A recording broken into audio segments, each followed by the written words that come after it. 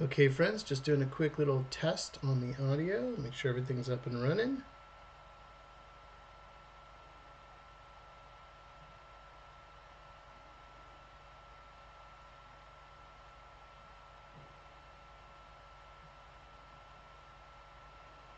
Okay, friends, just doing a quick little... Okay, sounds like we're all ready to rock and roll. I hope everybody's having a good evening.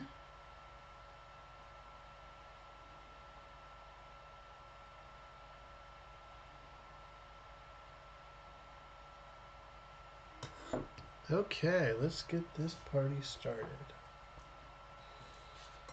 We'll be talking about composition today. Cool. Get situated over here. Okay, good evening, everybody. How's everybody doing tonight? I hope you're having a fantastic day. It is Tuesday. It's 11:48 p.m. over here on the East Coast. If you're joining on the live stream, drop your name in the chat. I'd appreciate that. I'd like to know who we're hanging out with tonight, and I welcome you to my channel. And we're having fun with this channel. I can't believe. Let me just take a second here. I just can't believe how quickly this channel has grown with your support.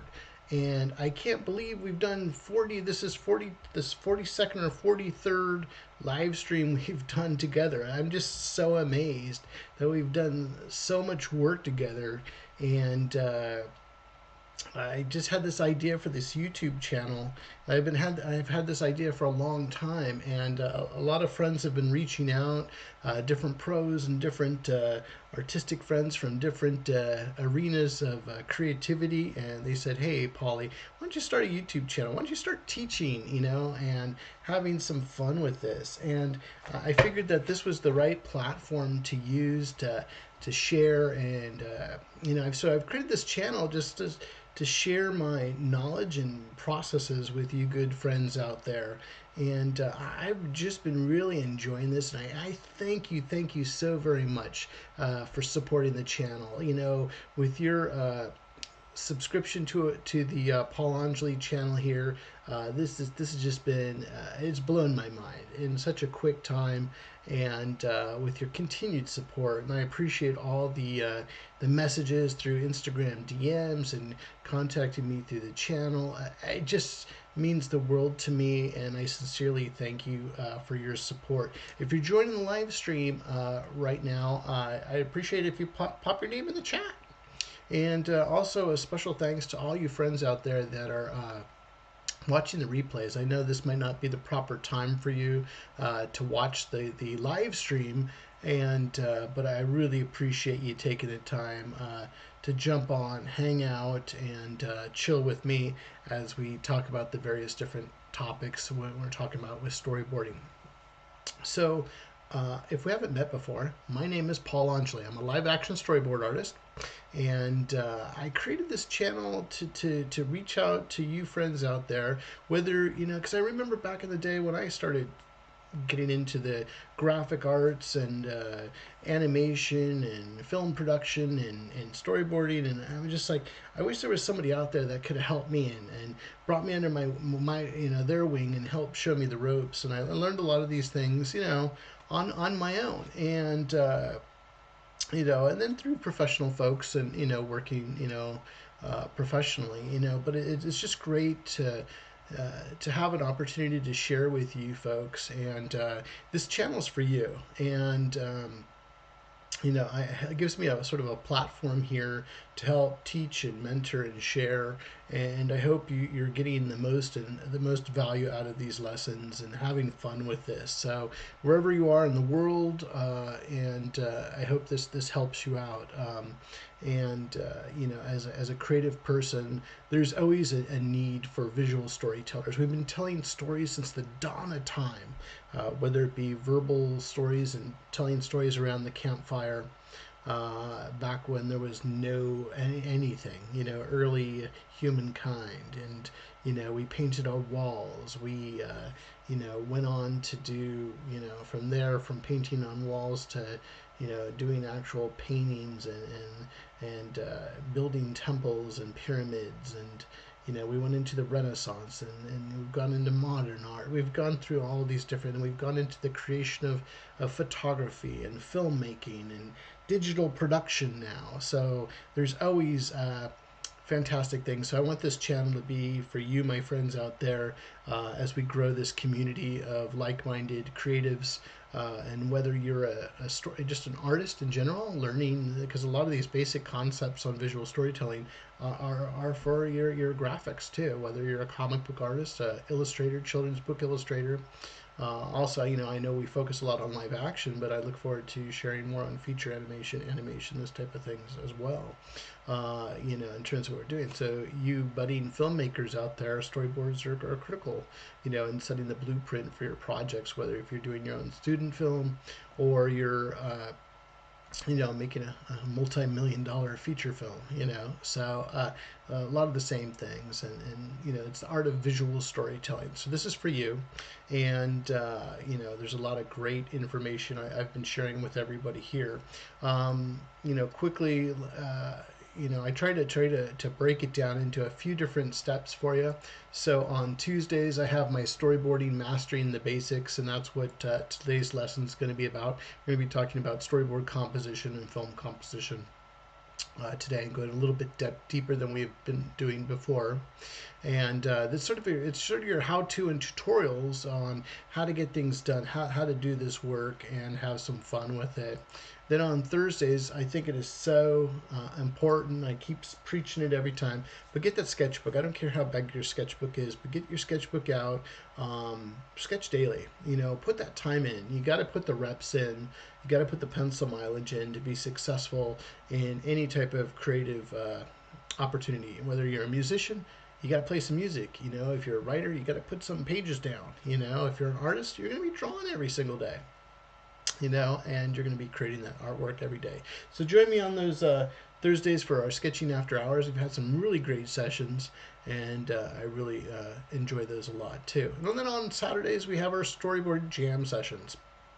And the storyboard jam sessions have been a fun thing for me. We sort of just wing it, have some fun, storyboard together, and have some challenges for that. So again, Tuesdays we have storyboarding, mastering the basics. Thursdays we have sketching after hours. And then on Saturdays we have our storyboard jam sessions. So again, I appreciate everybody joining today. Let's check the chat, see who's hanging out with the old Polly tonight. So I got my buddy Tornado T. What's up, Tornado T? Hope everything's going well with you. How's your week going? Hope what you working on lately? And then my good friend Maria's back. Hey Maria, how you doing? How's it going? What are you working on? Curious what everybody's working on this week, and what mischief are you up to this week on your creative abilities and what you're working on right now? So I'm going to take a sip of my coffee. It's been a little bit of a long day today. Worked all day. Started off early this morning and going here late in the night and having some fun with this. So I'm excited to hang out with you guys and chat about our topic. Yeah, throw out there. What are you guys working on? If this is the first time you're jumping in on the live stream, drop your name in the chat. Let me know who's hanging out, and so we can have some great conversations. I've been leaving it open with folks to, if you have a question, drop it into the chat. I'd be happy to answer those questions and have some fun with it. So let's see. Maria says, working on some portraits. Cool. Are you doing... are you painting portraits? Are you drawing portraits? Are you doing ink? Or are you doing a digital portrait? Just curious. Cool. That's very cool. I know you're honing in your craft. And then Ronnie just joined us. Haven't seen my friend Ronnie in a long time. How's it going, Ronnie? And I appreciate Ronnie always chats with me and DMs me all the time. So I really appreciate that, Ronnie. Hey, Paul, I won't be here for long, but just wanted to check in and say hi. Well, hello back, Ronnie. I hope you're having a great week and that your 2024 is rocking. So... just wanted to say hi, miss being here. Wish I could be here more often. No problem. I got some other things in the pipeline coming into the future. Hopefully we can start launching these things at the end of the month or possibly next month, and give you a little bit more support. So if you need some more of my attention, we could sort of hang out and stuff. I got Ruby DN Arts. Oh, hi. How you doing, Ruby D and Arts? What are you working on these days? Are you a storyboard artist, Ruby D and Arts, or are you in the industry right now? Are you working to get into storyboarding? I'm just curious. Since you're new to the channel, welcome, welcome, welcome. Maria says I'm working on digital monochromatic portrait using it as a long study. Yeah, that's pretty cool. I'm glad you're stretching yourself out there, Maria, and stretching your acumen, your skill sets. I think it's super important that you pick those different topics that you're working on. That's great. And I got my buddy HMT. HMT, how you doing? Good to see you. Thanks for joining in again. Appreciate you being here. So, and then Ronnie says, I have my driver's test on Friday. And I got all kinds of nerves built up, but I'm trying to relax and let it go. Well, hey, listen, you'll be fine. Just find your inner peace and go get that test done. And congratulations, pre-congratulations. I know you'll do just fine. Just go for it. You'll do fine. Take a deep breath and relax yourself. You'll be just great. And everybody's saying hi to each other. That's great. So thank you. We got a great group of people on here jumping in on this live stream. And if you're catching this at home, I really appreciate you hanging out, watching the replay and spending time out of your day. Again, I just want to say thank you to all of you folks and friends out there. It means so much to me for you supporting the channel. And if you haven't supported the channel before, I'd appreciate you subscribing to the channel. It helps support the channel, helps me grow this channel, helps me grow, tell the YouTube algorithm that people want to see the content that we're providing here on the channel, and I appreciate that. So appreciate the subscriptions. I can't believe how quickly, again, that this is growing, and I look forward to each and every time. Even though I've had a long day at work and everything else, it gives me great pleasure to hang out with you guys, and it gives me sort of a time to stay consistent with you friends out there, make contact, and keep in touch and help you achieve your goals in terms of what you're trying to do. So in whichever form that is. For what you're trying to do. Also, too, don't forget to like and drop a comment into the channel here. I appreciate all those little pieces of support, help grow this channel up to where I think it can go. I think we can do a lot of things together, in terms of where this channel can go. I know Maria gave me some fantastic ideas in our last session, and I've been quickly working on those things and see what else we can do. So Ruby D and Arts, I stumbled into making a fan animatic last month for fun and wanted to make another, but this time maybe with more thought on composition. Normally I do digital painting commissions. Oh, that's very cool. Yeah, you'll have to reach out to me on Instagram. I'd love to see your work. Drop me a DM on Instagram. Just look up, I'll leave you my information real quick and just pop it up there. Boop. Again, my name is Paul Angeli. I'm a live action storyboard artist. You can reach me via my email at mr.paul.angeli@gmail.com. Catch my website at www.paulangeli.com. That's spelled www.paulangeli.com. And, of course, you can look up my Instagram handle under Paul Angeli. And I left my links for LinkedIn and here, of course, on YouTube. Just a quick flash of my website. Boom. You can start to take a look at that and visit that at your own leisure.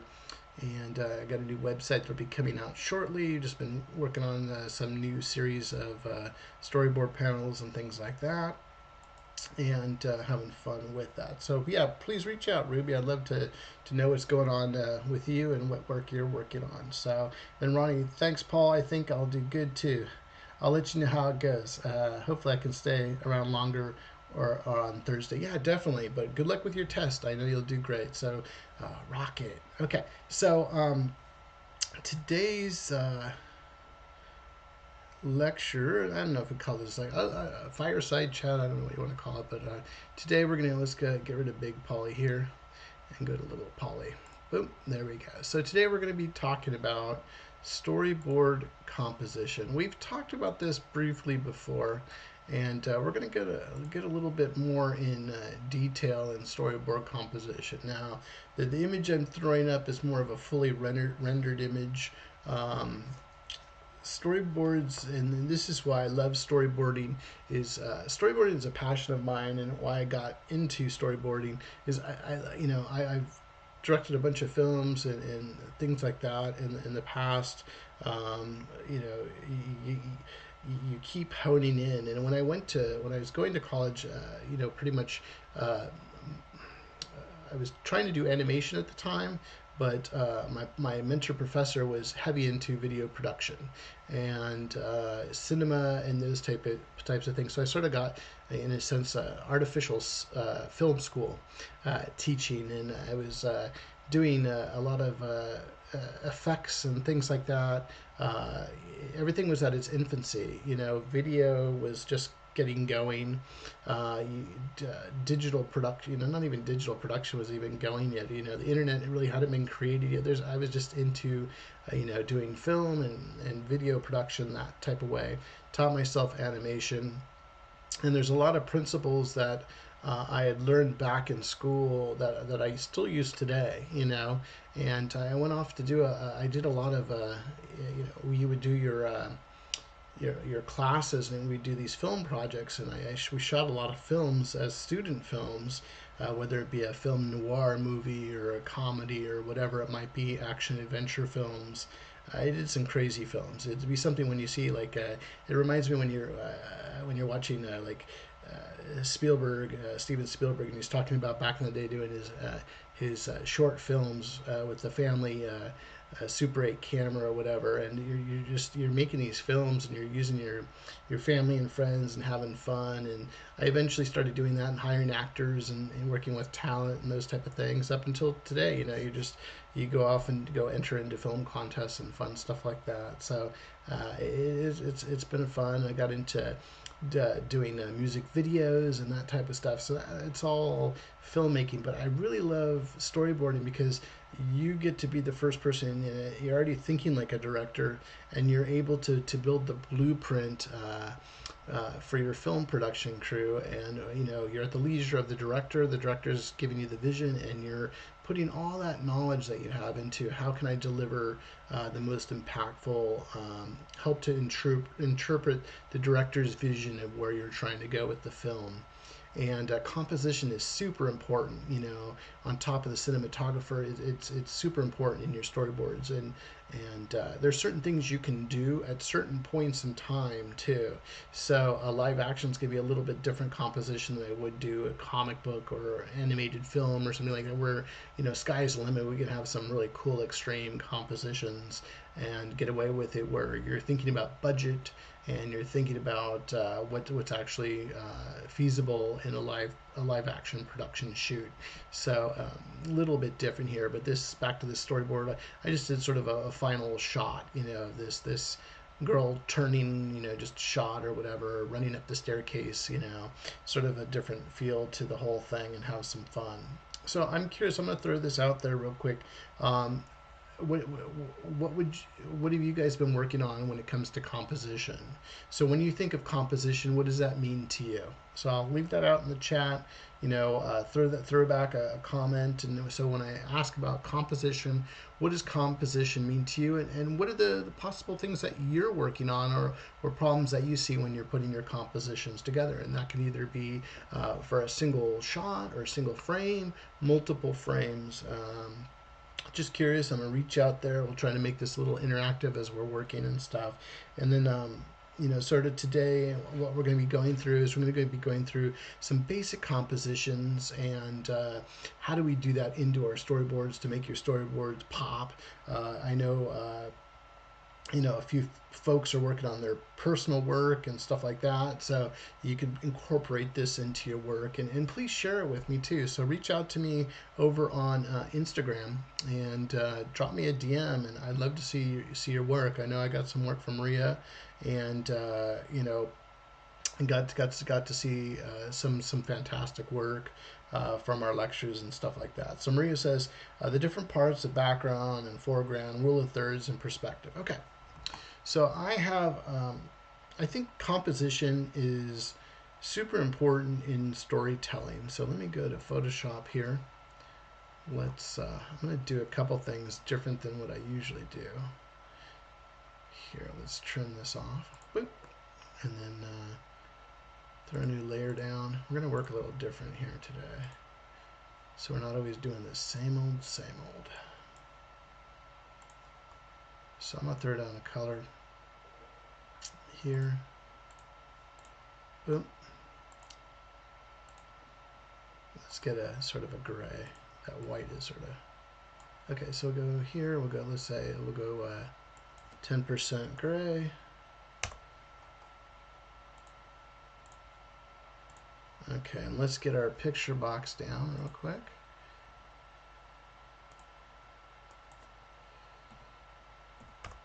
Let's draw a picture box.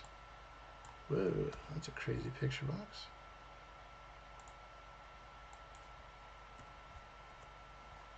Try this again.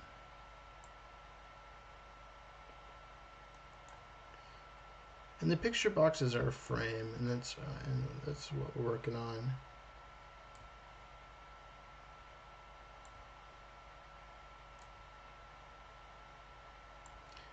And every project's a little different. You'll go and depending on what the ratio, the aspect ratio.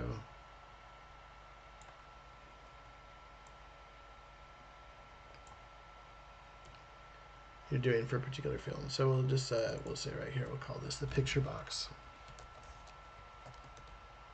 Picture box. But okay, cool. We'll make sure we can see this good. Okay, cool. See this well.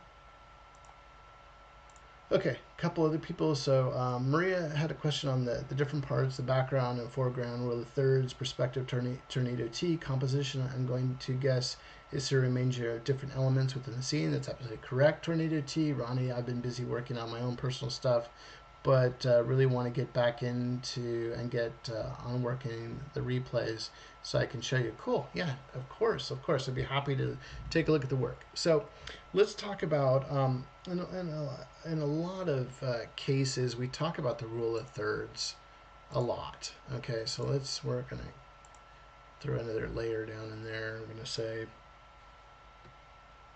get this thickened up just a tad bit.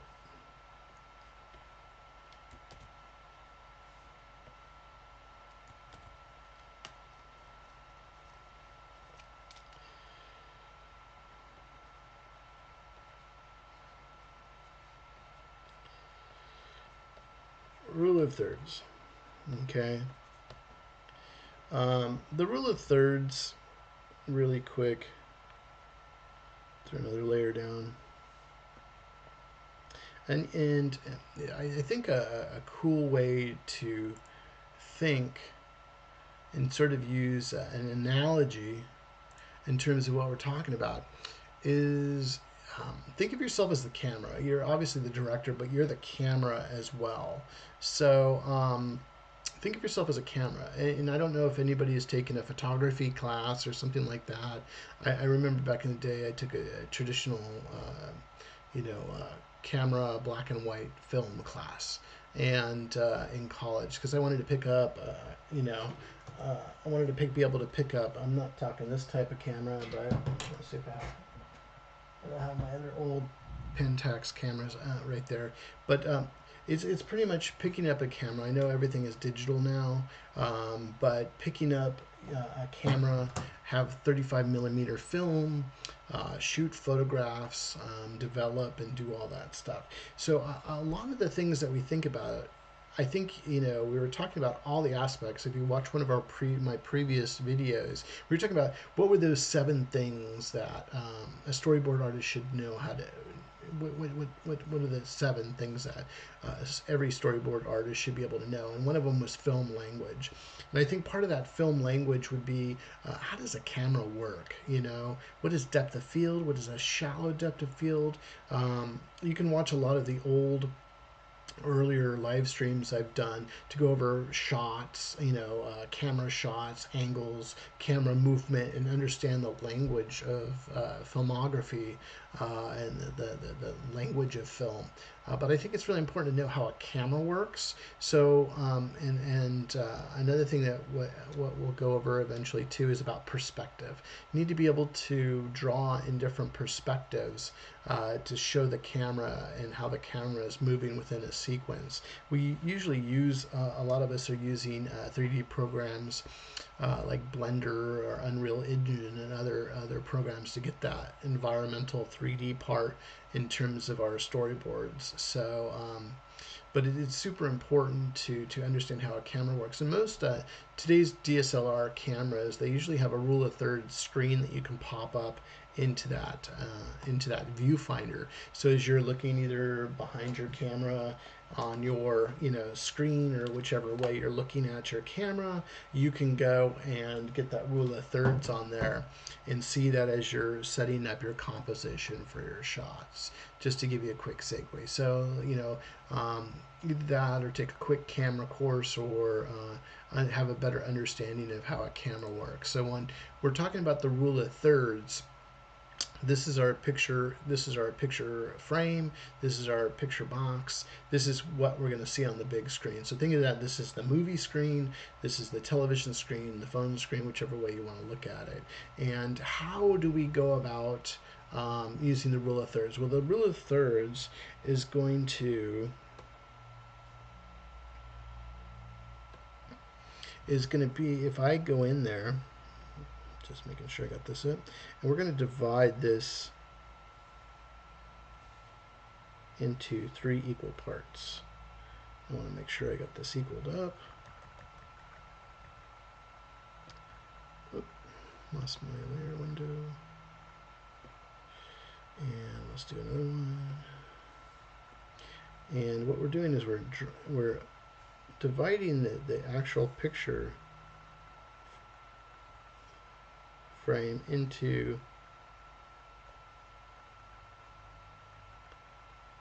thirds. Okay, so let's get this back up. This up a little bit. Okay, and this is what we're sort of doing here. Okay, and then with that said, we're going to have all the intersecting points are going to be where we're going to put the dominant element within the picture, and that's what I believe was Tornado T about the arrangement of different elements within the shot. So what I would be looking at, friends, is I would be looking at these somewhere with these red dots. Okay, and this is how the rule of thirds. You have the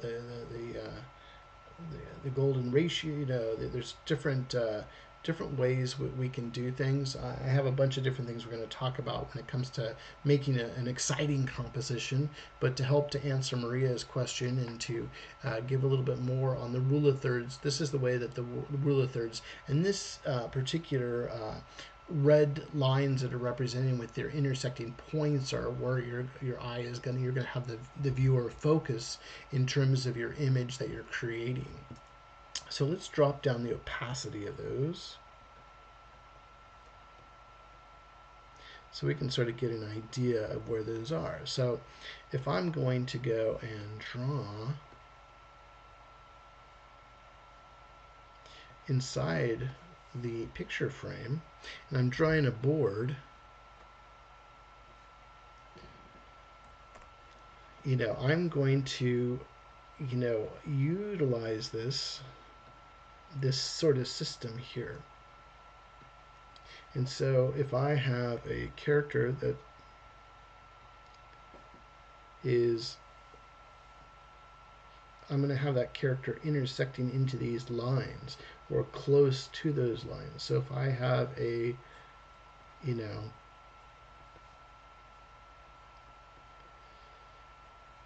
female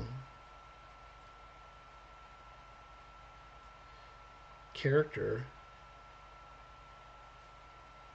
let's play with her a little bit. Let's transform her.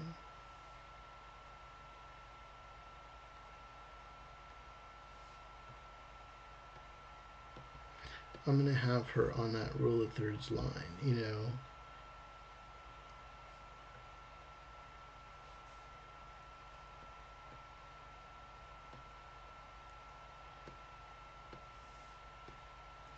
So if I zoom in a little bit, I want that character, and this character is going to be focused right there. So let's thicken that line up just a tad bit.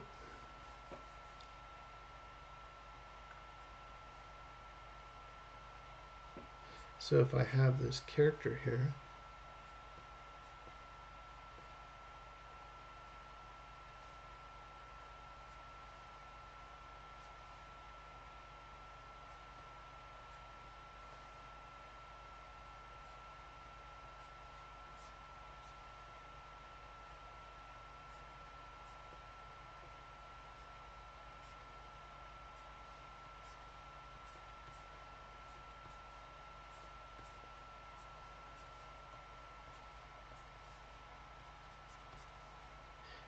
I'm drawing that character on there.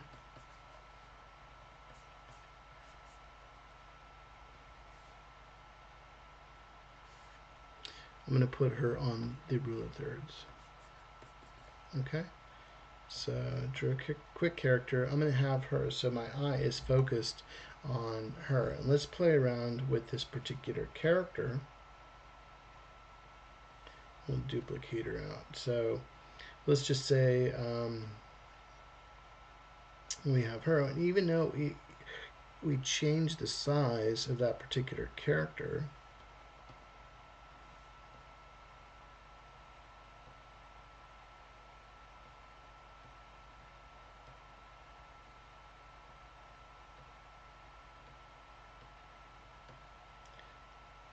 duplicate that layer.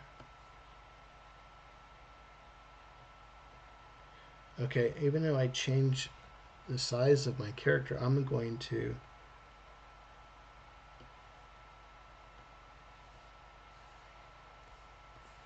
keep her on the rule of thirds, you know, or move her around. So if I have two important characters, since she's taken up most of the screen here, and I have a secondary character, maybe I might have another character back over here.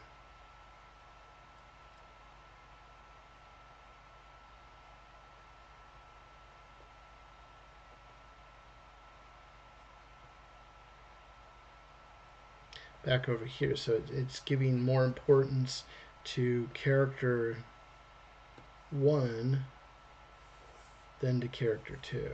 So and that's a part of the composition, and there's different ways that we can work with this composition as well. So let's take this away.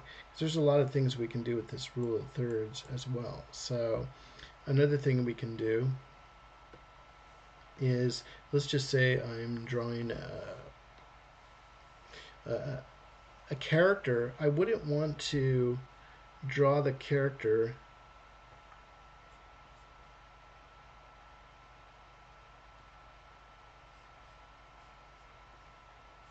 this way, where there's all sorts of, there's no space. That character is off the screen, there's no space.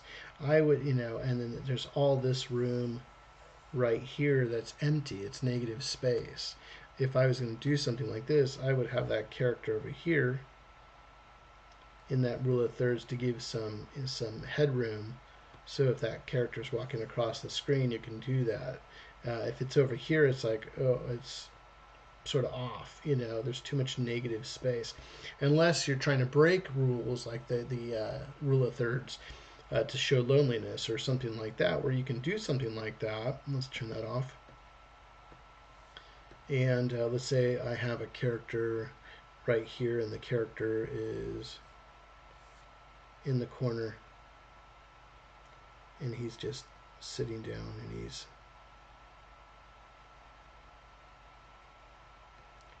sad. Okay, you know, now I have that character on that rule of thirds on the bottom left portion, and if you're doing something like that, we can even make it more extreme. You know, he's just, the point to that is that there's all this negative space, you know, showing that that person is alone against the world, those type of things, you know. And if you're looking at a room or something like that, those are different ways you can work on your compositions in terms of what you're trying to do, if that is working for you and you understand what I'm saying. Other things you can do with your rule of thirds too is that usually, you know, you'll see this in landscapes and things like that. Maybe you'll use this as sort of your mountain range of what you're trying to do, and you'll be using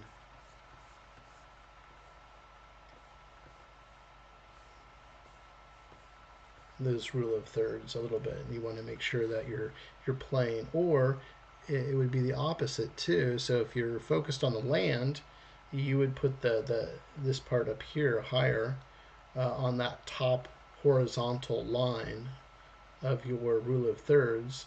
Or if I'm trying to do more sky, then I would do something like this.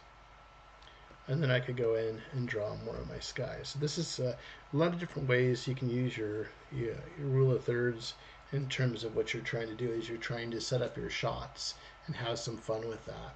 So to help to answer Maria's question, you know, there's different ways to use the rule of thirds. Another one would be the same thing with, you know, faces and things like that. So if I have a character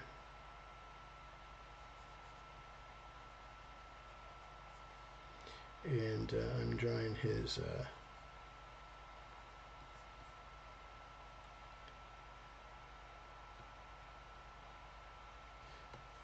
face on here, I could use that rule of thirds too.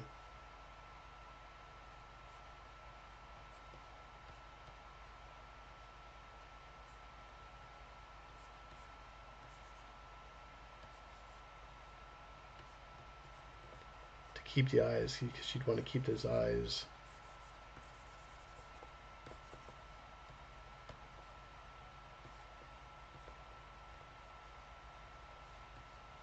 on those rule of thirds too. So there's some different scenarios that you could use that rule of thirds.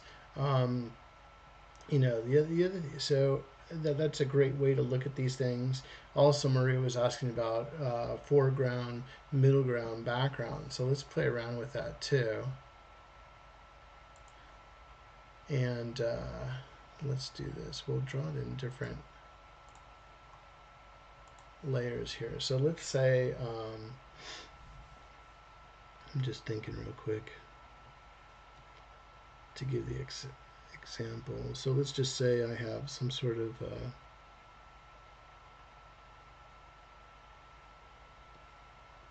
desert scene or something like that I'm doing it here.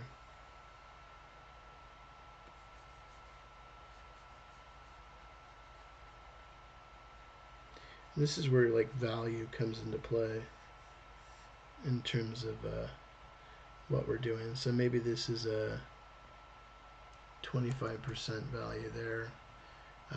Remember that the farther things are away, they sort of atmospheric,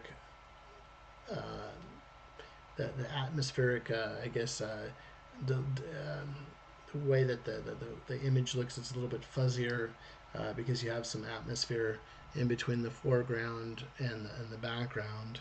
And then let's say we just get something closer here. And maybe I'm just trying to think of stuff. Maybe it's like mountains and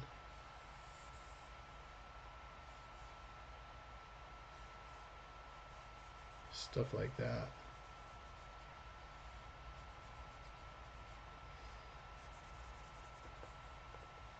Whatever it might be.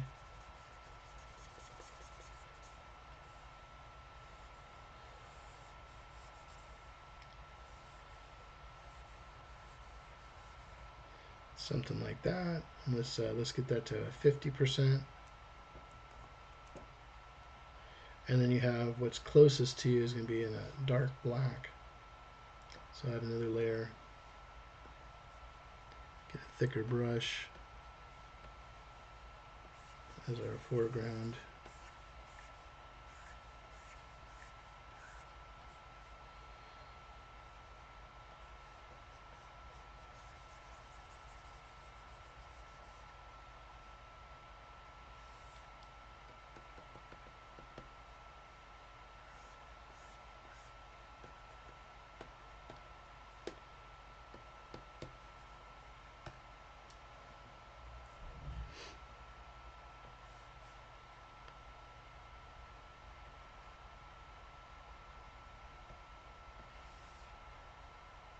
So you get the basic idea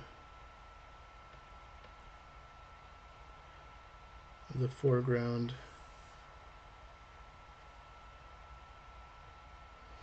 background, and middle ground. And we got the rule of thirds in there too.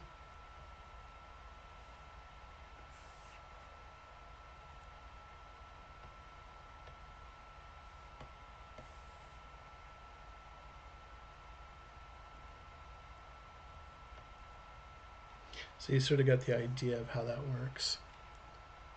So if I'm looking at this, this sort of rule of thirds, we're looking at also too, we were talking about this down.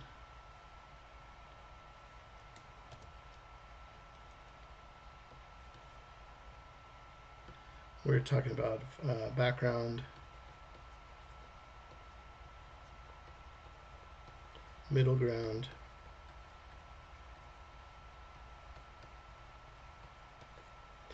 and foreground.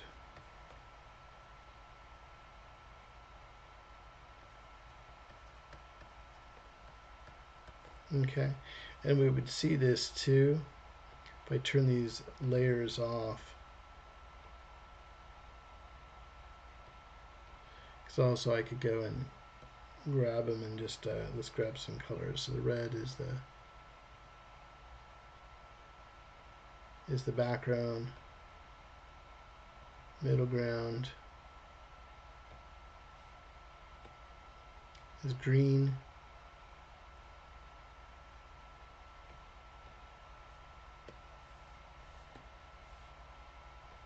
and blue would be the foreground. So if we got that, so the foreground would be the blue, the green is your middle ground,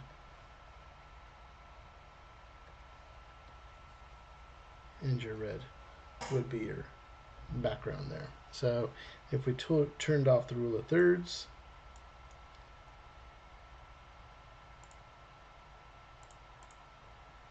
and there we have our composition there. So our using foreground, middle ground, and background.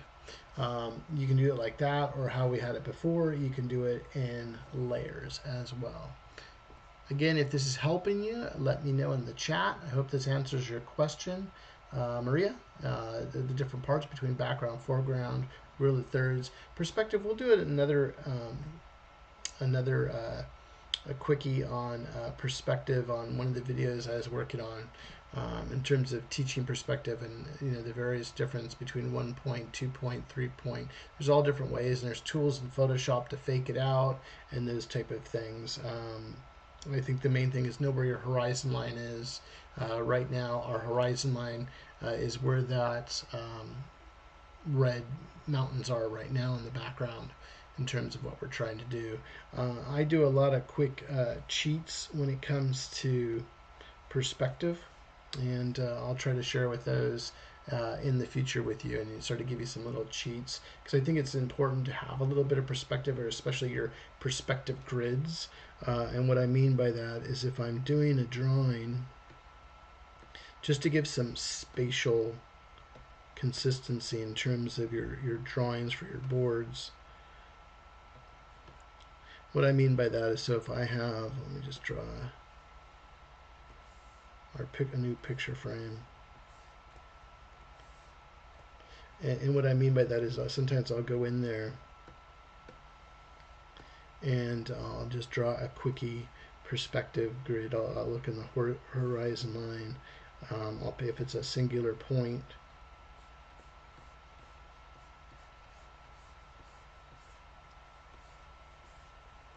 So it happens if you recede in space, your lines get closer and closer, and together as they get further away from that point, they're going to get more extreme. And I think when you have a character in there, so use that blue color.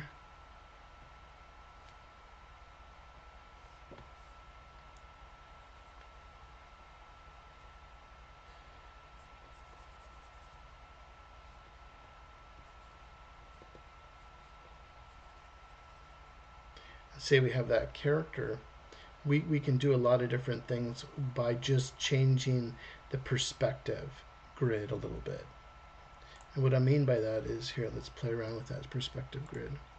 So maybe we transform it. Let's just rotate it.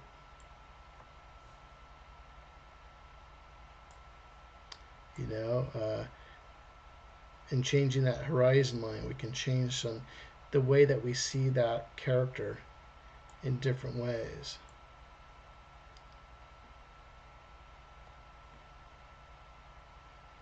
You know, is it going to a bird's eye view?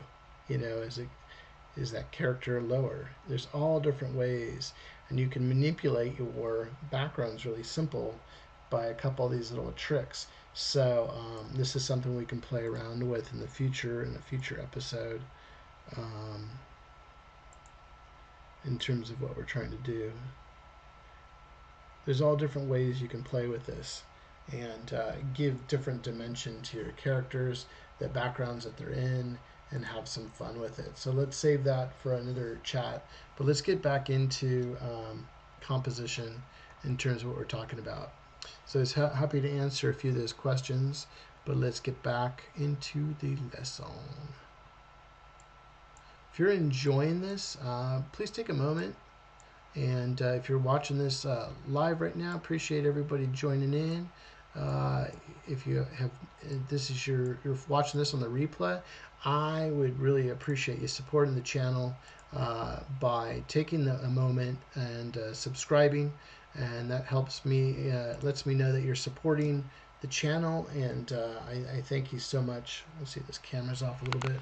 Let's see if we get this again. Come on, Paul, get back into focus. There we go.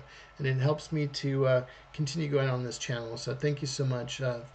When you go to subscribe, don't forget to click that bell notification button so it reminds you of when the next live stream or video is posting on the channel. Appreciate that. And again, you know, for those that are watching, please throw a like down and throw a comment in the comment section over here. I really appreciate that.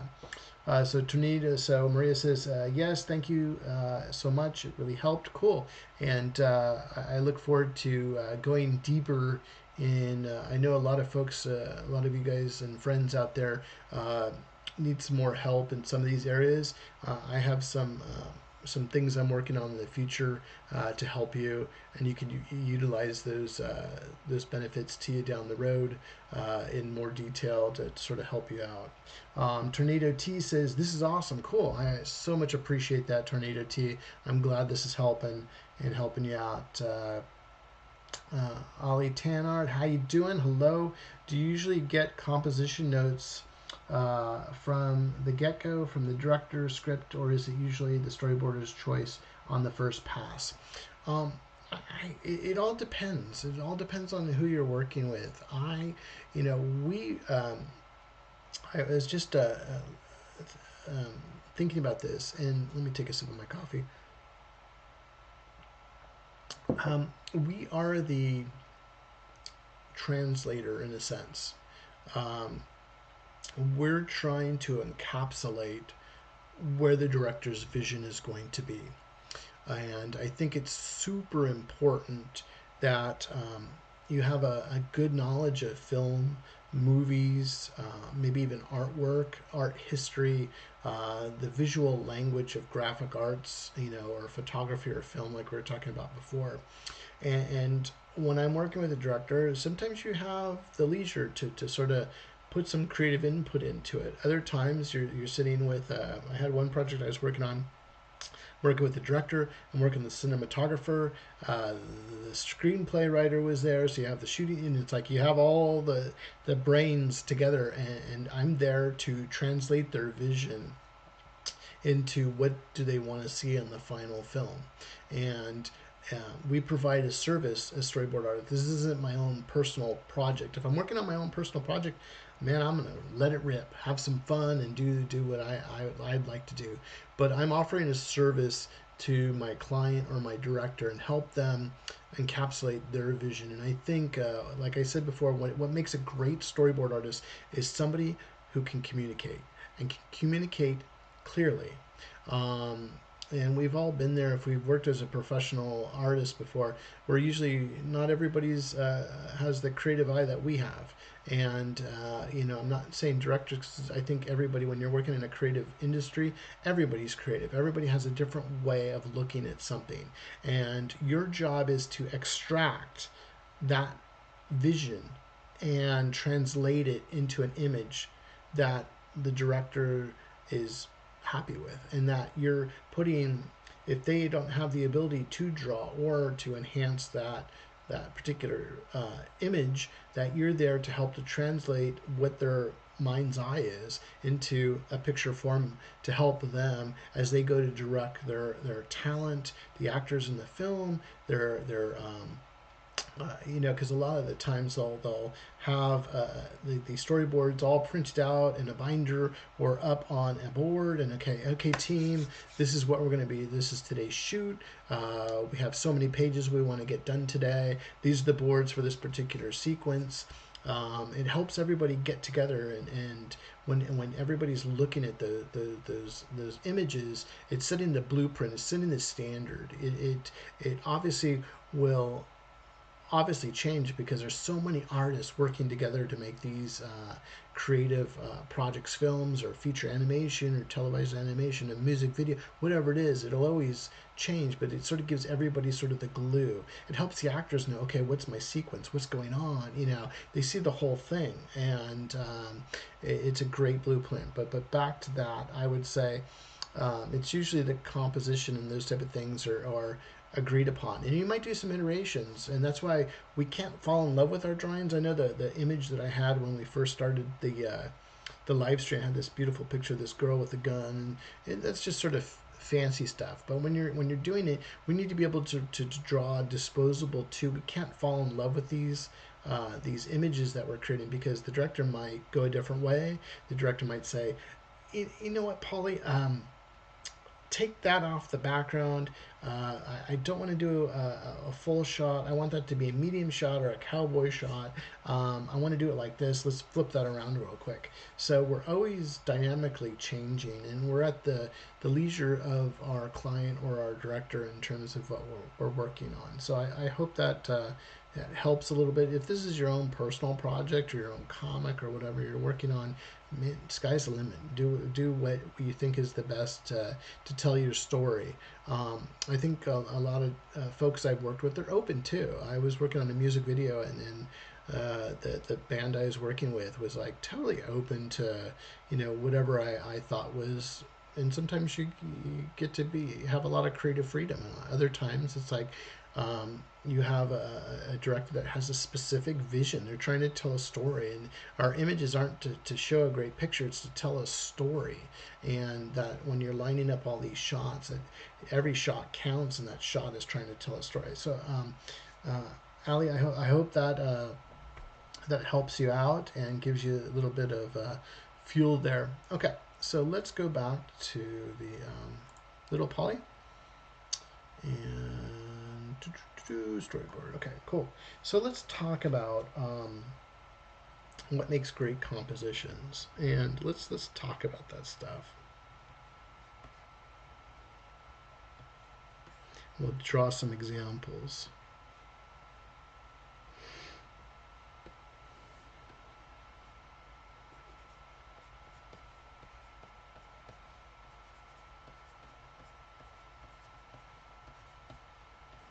What makes a great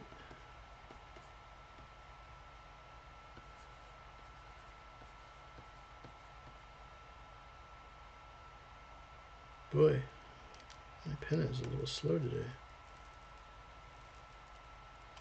What makes a great composition? And we already sort of talked about it a little bit. We have a few things that we talked about already. Let me try a different color here. Go to black. We already talked about that. We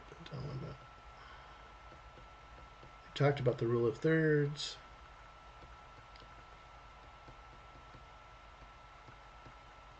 Another thing I would say, what helps is is framing. And what I mean by framing,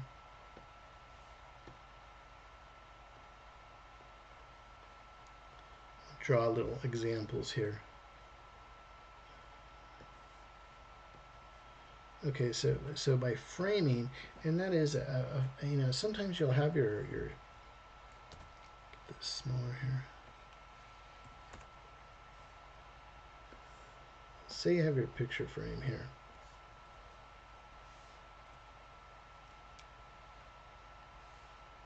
Okay, and what I mean by a frame, it's like a frame within a frame.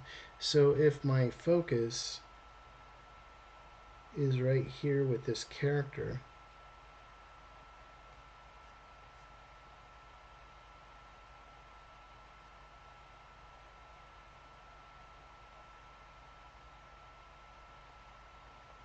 and it's a frame within a frame, so the focus is this character.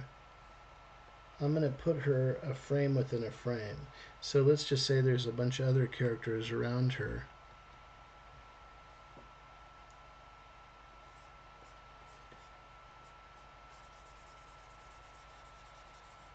Locking up the screen.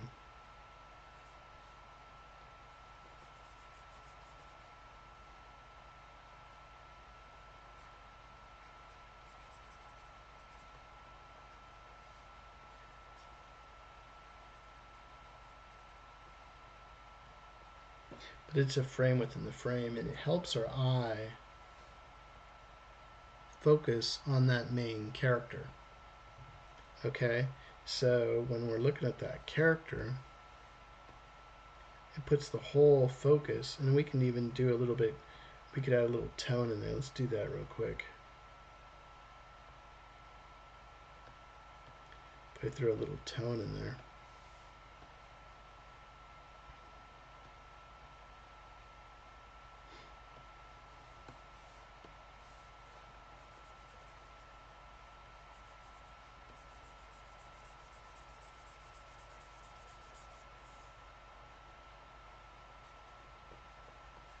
It helps the eye focus on that character. So you have a little bit of repetition of all the figures that are around the character, but our eye on the composition is, change that.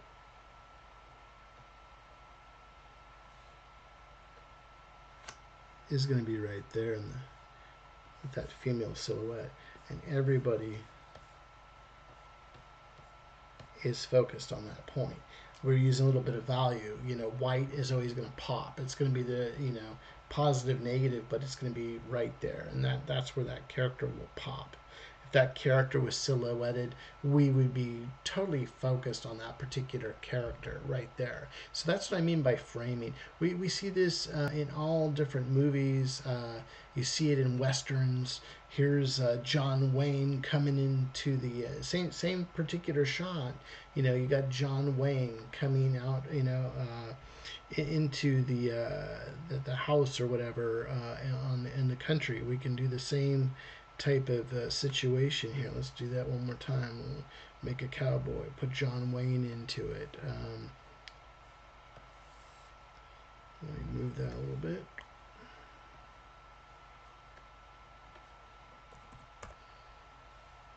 So let's do that same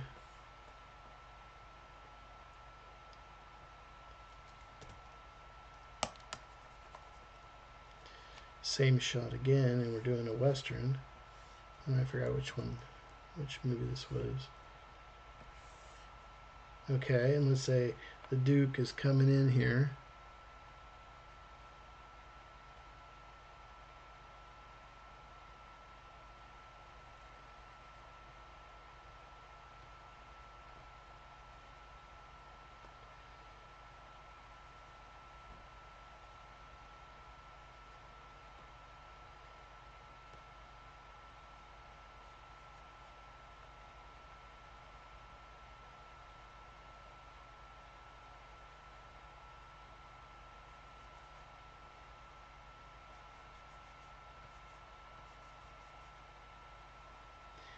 let's say we got the Duke.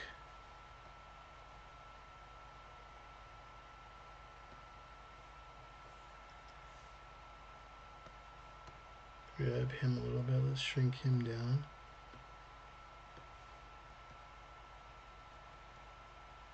He's coming in there. Remember that rule of thirds. You want to keep that in the back of your mind. And let's say the Duke is coming in. He's got the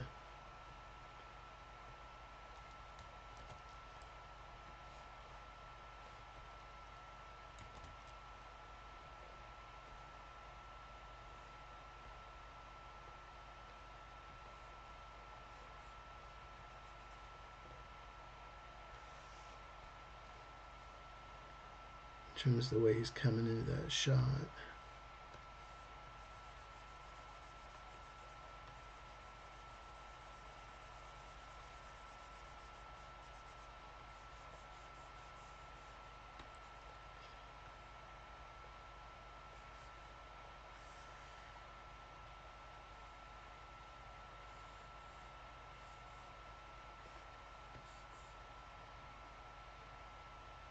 We could balance that shot out too by having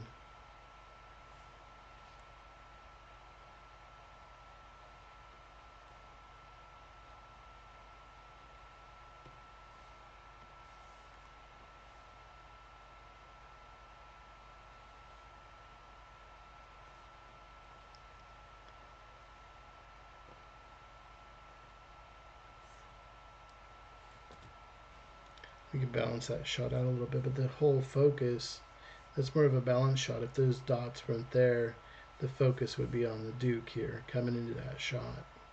So you can have some, helps you to orientate the audience, orientate them into where they should be focusing. Where should their eye be? So, and that's what you're doing when you're doing a great composition in terms of your storyboards or whatever you might be drawing. Your job is to get the viewer's eye to where it needs to go. You're picking that direction of where's that going to go. So that's why we do composition in terms of what we're doing. But that's one of the first things we're talking about here is just framing. You know, framing, a frame within a frame. You'll see that in different shots as well. You know, you'll see it within car windows. You know, you'll see it within like a laundromat or whatever. There's a window.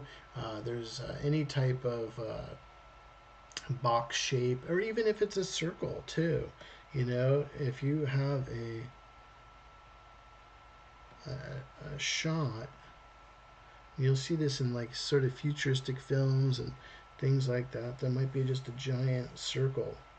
You'll see it with James Bond, you know, in terms of what you're doing. And James Bond is coming around that area here, and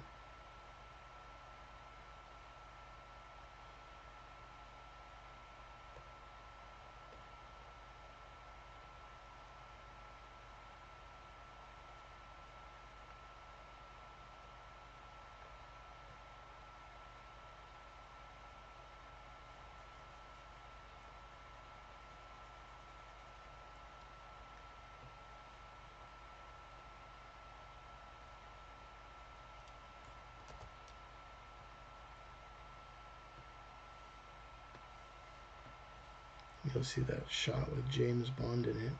Come on, James.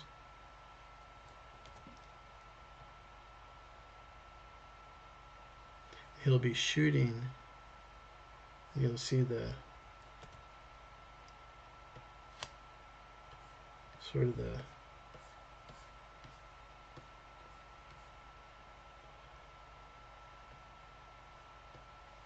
barrel of the gun.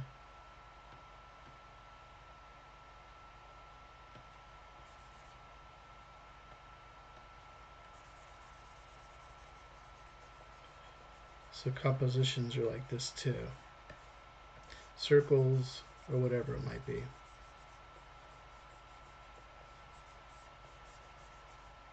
So that gives you an idea of something like a James Bond or something like that.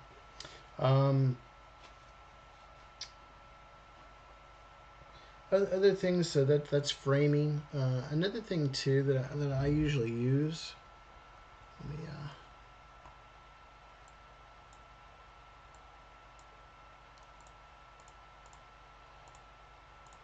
turn that off real quick. Turn that up.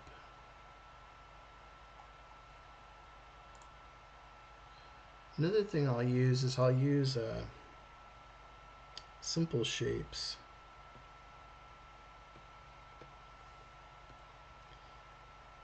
And when we're talking about framing too, and it doesn't have to be sort of a knockout window or something like that.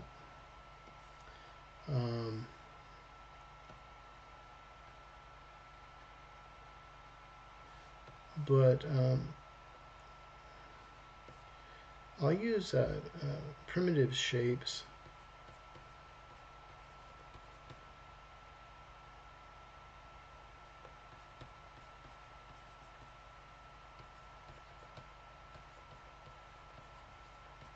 And what I mean by that, I'll use a triangle.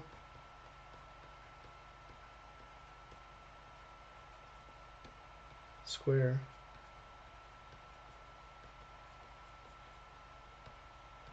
And circle. And that's what we're just showing about with the James Bond sort of on the intro. But also too, let's roll this down a little bit. And this goes a little bit into what Maria asked earlier, was about foreground, middle ground, and background. So let's drop that down a little bit. Let's do 7. So when I'm thinking of like a triangle, sometimes I'll think like that too. So if I'm drawing a character here, just draw a character here.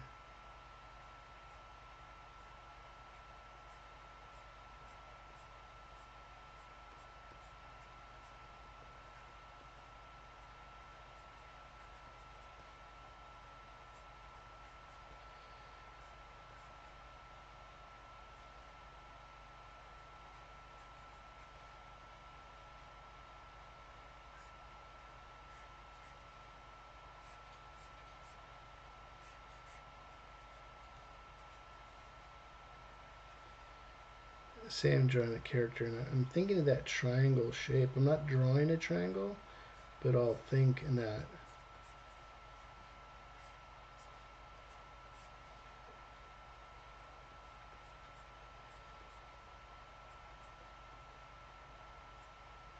that triangle shape in terms of what I'm doing, even if maybe he's holding a staff or whatever, or the shield. I'll think of that triangle shape in terms of what I'm doing, and that helps to get a great shape language. I always say consider using triangles in terms of how you're drawing, the way that you're drawing, and having fun with that, because you can group in triangles too. So between your foreground, middle ground, and background, so you're using these primitive shapes to create. So let's do that real quick. So and it doesn't always have to be a perfect triangle. You can have different ways you're looking at things. So if let me throw some colors down so we can show what we're talking about here. So let's just say, let's play with this a little bit, okay? So let's say we have a triangle like that. A triangle like, let's do another layer real quick.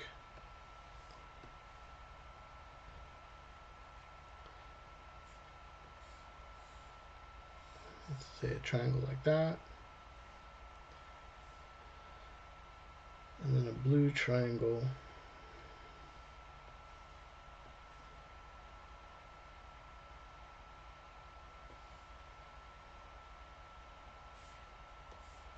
Like that. Okay, so we have 3 different triangles in there. And we're putting together our composition for what we're trying to draw. Okay, so within that composition, let's change this color to black.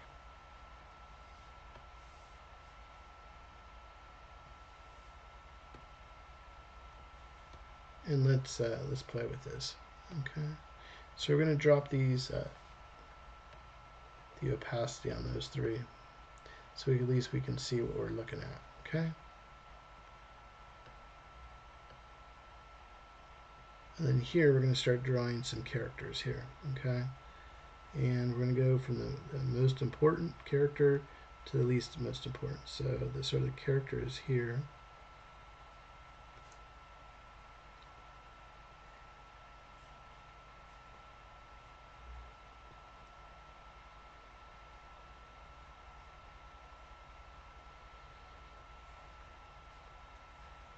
Say we'd use that soldier type of thing. You got one guy here.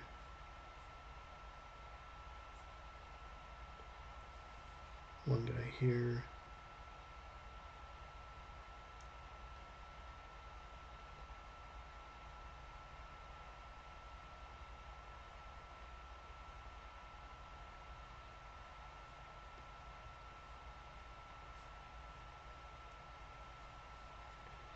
One guy there. So there's a group there.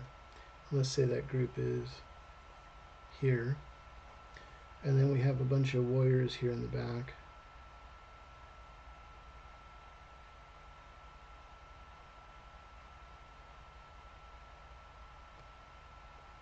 Everything's being drawn with that triangle shapes. And they're back here.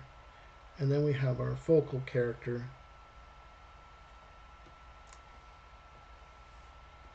That's in the front.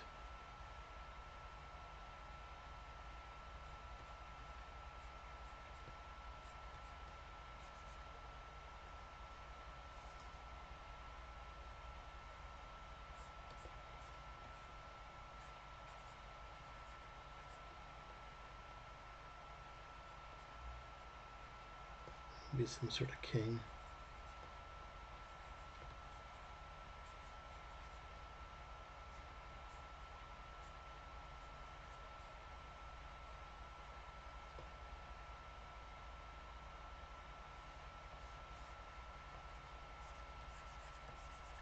So it gives you a little bit of how you can use shapes to create your composition. So we have three different shapes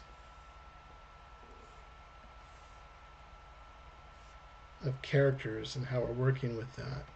And we can work with these angles in terms of what we're trying to do. Maybe he's giving a speech. You have different groupings of your elements, and think of it as the shapes that you're working with as you're putting your shot together. Let me see over here. Cool. I hope that makes sense on in terms of using framing and using the primitive shapes for what we're talking about. You know, use your triangles, your squares, your circles, those type of things to make some cool dynamic compositions in terms of what you're doing. Let's go head over to the chat real quick and see if anybody's dropping any words of wisdom over here. I'm gonna get a cool drink here. I got my iced tea. Let me open that up real quick. So Ali Tanard says, which movie or series is your favorite for really good composition studies? Oh wow, that's a good question. Okay, so when you're looking at composition, it depends on what type of flavor you're looking at. I would say it depends on what style you're looking at. If you're looking at something like Wes Anderson, who has done quite a few different fantastic movies out there. Let me give you a quick little filmography of stuff he's done. So give me a second.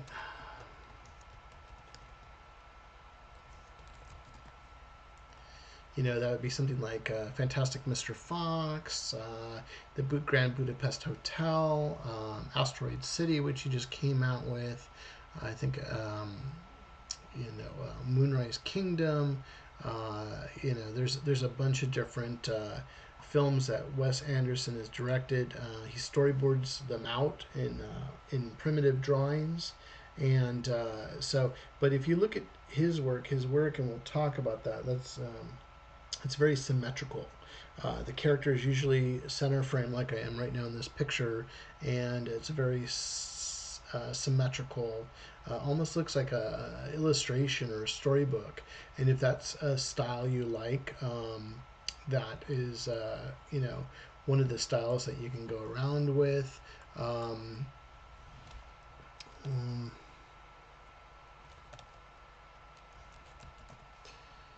you know, I tend to I like a whole different array of things. Like I mentioned Wes Anderson, David Fincher's another one. He did movies like Gone Girl, Girl with the Dragon Tattoo. I believe he did. This new movie Killer. There's the Zodiac movie, Benjamin Button. There's a bunch. I believe he's done. I think David Fincher also did. Let me just double check here. So many movies. I know he was doing music videos before he got going. Just a lot of good films there to watch. Steven Spielberg. We know a lot of his films already for composition. Others, to take a look at Akira Kurosawa. There's so many different films. I would say, as a cinematographer, Roger Deakins. There's all different great compositions in terms of work. I know Roger Deakins was working on the Blade Runner 2049. Did just working on that. So as the cinematographer, you can learn a lot. Great cinematographers, putting those shots besides the directors, putting that imagery together. It's a cornucopia of stuff. You can even go back to fantastic Warner Brother cartoons and things like that for great composition, or early Disney animated films and things like that. There's so much so much to learn from if you're watching the Sleeping Beauty or whatever whatever you're watching. There's just all different references out there for fantastic compositions in terms of what you're doing. So which movie series is your favorite? Oh man, there's so many, and I tend to look at I look at fine art too. A lot of artists out there looking at fine art. I love good composition in comics. Just all different sources. Whatever inspires you, go for it. If there's a certain look, because every film has its own look too, in terms of what you're doing. So look at those compositions that make sense to you. And study those. I think studying films are really important to do in terms of what you're doing when you're looking. When you see a great shot, remember that shot. Have your sketchbook with you. Draw just a simple line drawing and just draw that shot so you remember that composition. And if you're enjoying that, I'll do that all the time. I'll sit there and there's be something. Wow, that's a great shot. And it's something that could be done for live action. We can get away with, you sit there and look at some of the shots in The Matrix, or the shots in, Mad Max, the newest rendition of Mad Max. There's so many different ways you can compose a shot, and what you're trying to do is you're trying to lead the audience, show them what the elements are most important, and tell that story with those great shots. Tornado T says, great stuff, Paul. Cool. I'm glad you're liking it. HMT says, is there any difference if we put the object on the left side instead of the right side of the screen?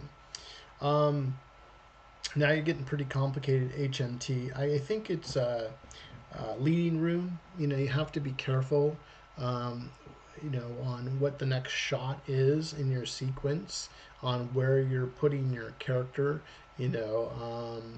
Also too, there's some different things. If character is coming in screen left or screen right, in terms of what you're doing, there's some heroes, and we can dive into that deeper later, because sometimes if you're watching a hero character, they're going to come in always from a certain side of the screen, and the villain will always come on the opposite side of the screen into frame. So there's some fun stuff that we can talk about in the future, but I think it's we're sitting there watching the visual language of what's going on, not breaking the line of action going into the shot. So there's a lot of different things going on there. So it is important, and there is a difference on where you're lining up your characters and where they are.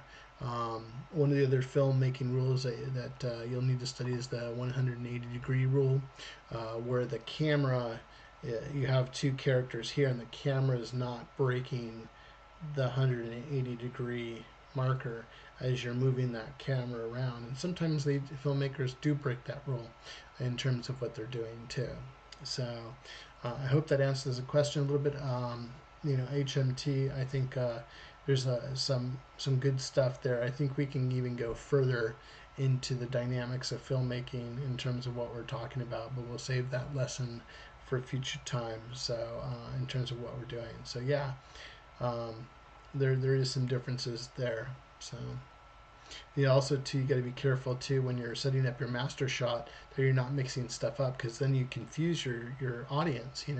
So that's why I always say sometimes it's great to use those triangles to set things up. So if the camera moves around the sequence or changes position, you sort of know where those groups are. And if you have the wrong setup, it doesn't, the audience, if one army is coming from one direction and the second army is coming from a opposite direction, and you change it, you're going to mix it all up. So it makes it pretty important which direction and where you place your elements and your characters within your shots too. So it makes sense to your audience in terms of what you're doing. I'm going to get back real quick to what we're talking about over here.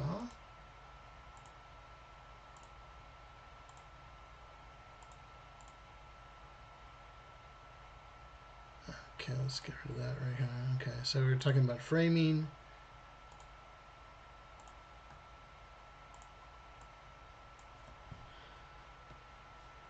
We were talking about the primitive shapes.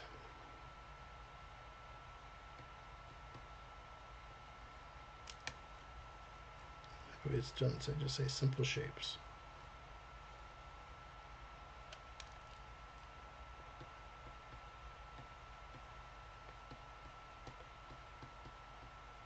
Okay. Another thing that we can talk about too is leading lines.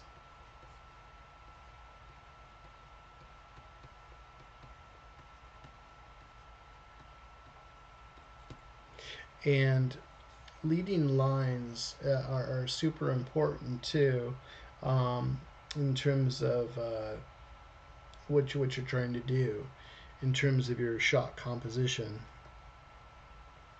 And all that it's doing is, you'll usually see this in say there's a staircase scene, or you're in a hallway or something like that. And what that means is, let's just say, let me drop this down again. Let's just put our picture box back up again.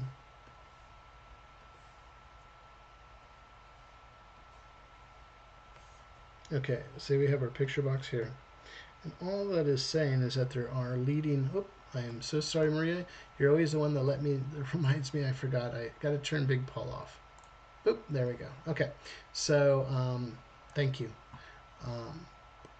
Okay, so we were just to recap real quick. We were talking about composition and what are some great rules to help you with your composition. We talked about the rule of thirds. We talked about framing, and now we're talking about leading lines. Okay, so I have a bounding box here. Let me take a sip of my drink.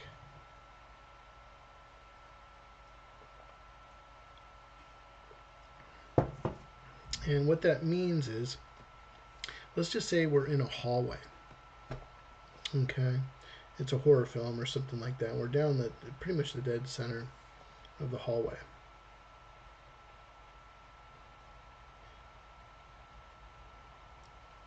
And in the hallway we have our character.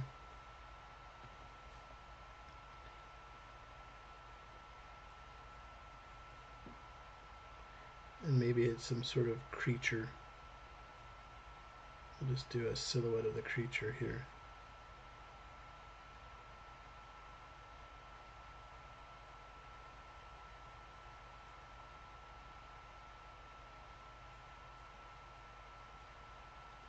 The creature's coming down the hallway, and we want to stay focused on this creature.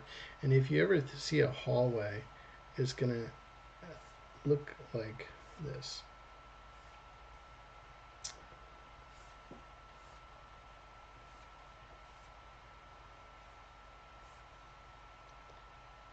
As we get closer, that creature lines, and as we get further away, the lines get further and further apart.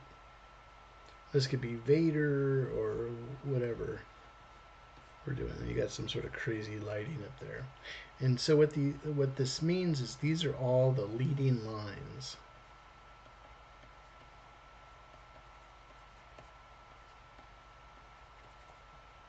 And what these lines are, let's add a little bit of tone in there.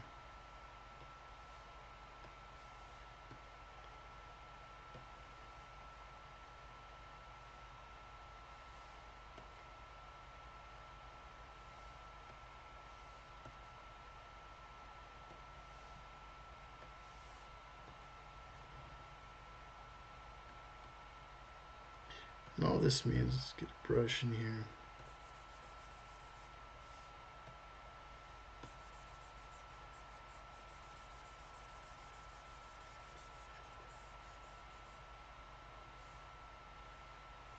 So all these lines are focusing our eye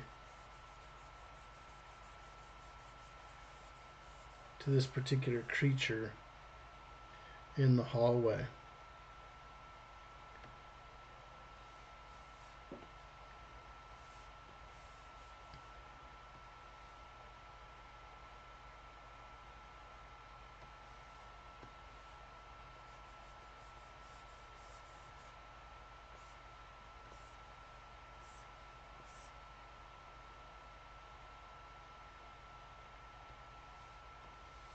And maybe there's some sort of lighting on the top. Let's change our brush real quick.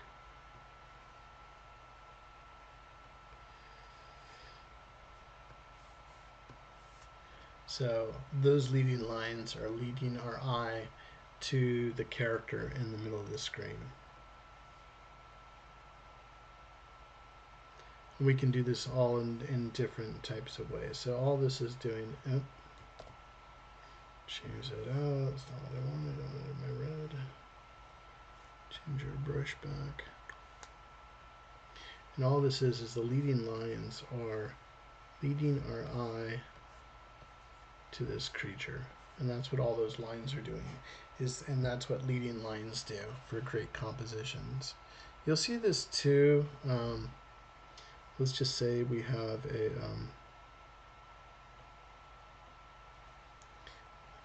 if we have a shot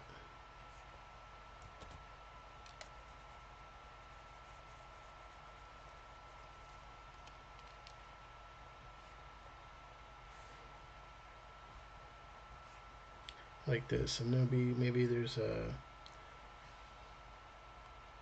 character that's coming down a staircase or something like that.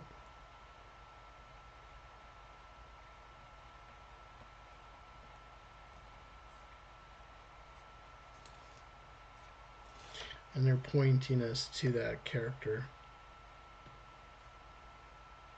Maybe it's a what do you call it? Like a musical or something like that, and the character is. What happened here? I throw a save down. My computer's acting funky here.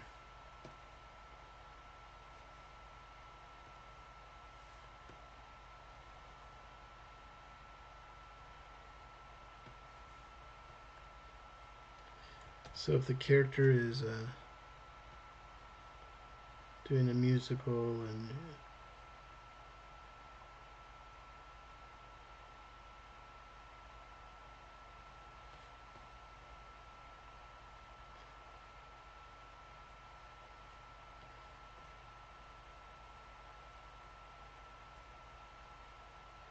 and she's singing, you know, it's those leading lines, and those lines are looking up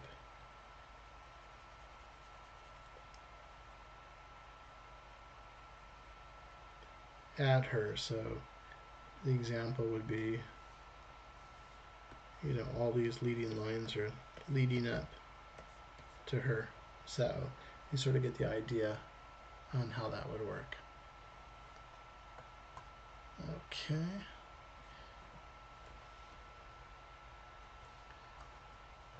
Talking about a lot of things here. Let's turn that off real quick. Okay, and then the next way we can work with composition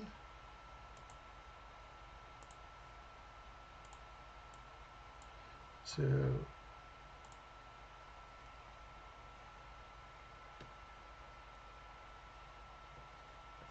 this would be 3 is symmetry.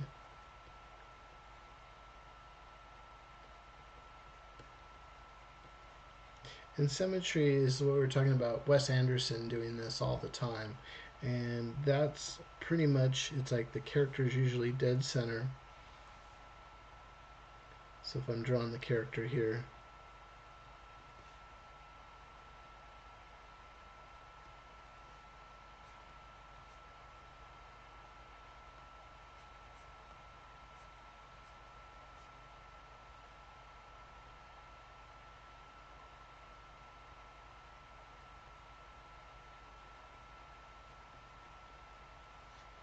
and the character is usually like dead center of the screen.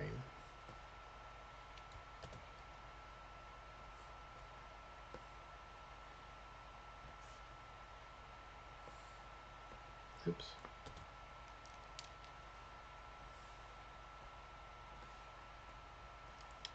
That's not a very good box. Come on, Paul.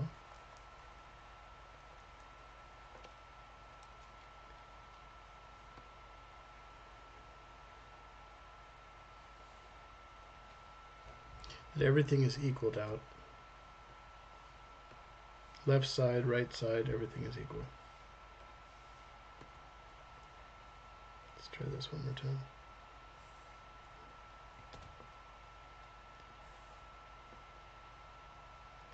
What's up with this thing?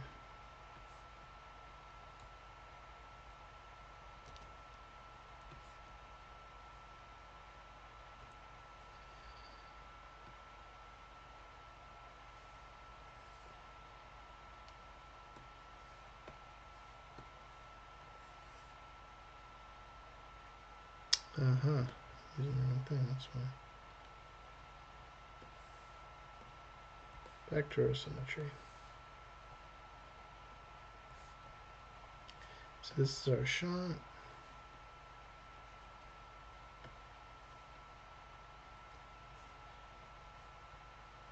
Our character is in the middle of the screen.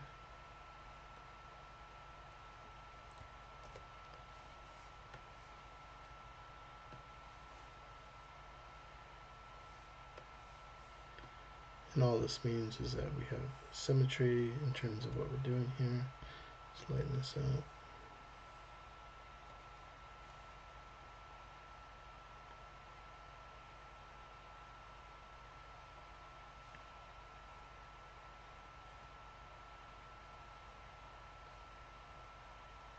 And it's sort of a simple shot, and he does this quite a bit in terms of his storytelling. The character is always center stage in a Wes Anderson movie, or you see him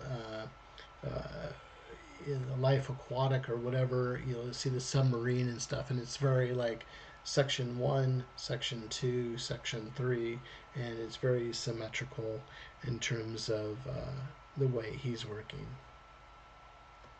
So that's another way to do compositions. So number 3.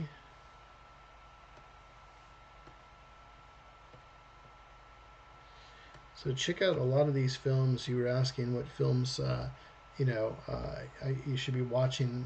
I think it's interesting to watch Wes Anderson's work, just to see that. Not saying that that's the only way you can do it. There's so many different ways, and so many fantastic filmmakers out there. Learn what you can from all of them. Another one would be negative space.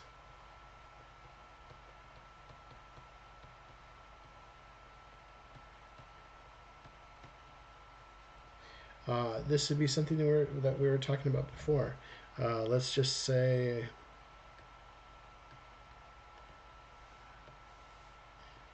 with negative space,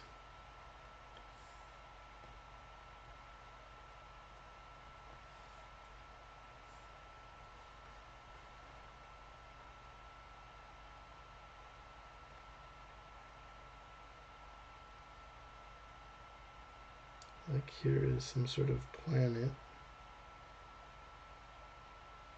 type of shot.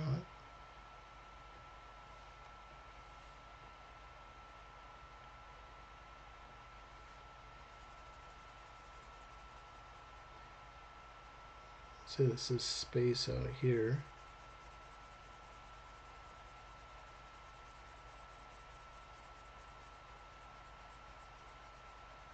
We can do this a little bit more extreme, and then there's some sort of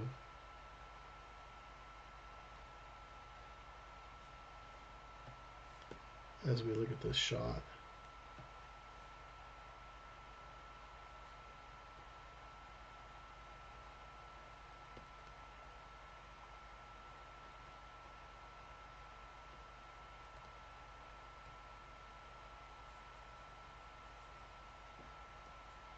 There's some sort of ship.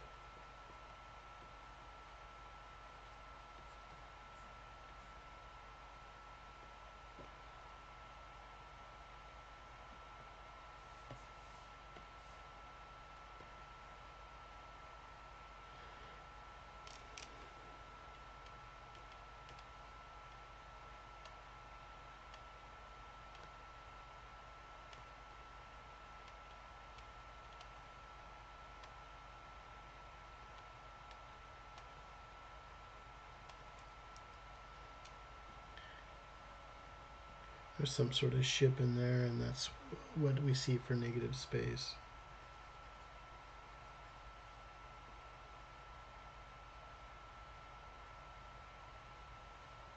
In terms of what we're talking about here.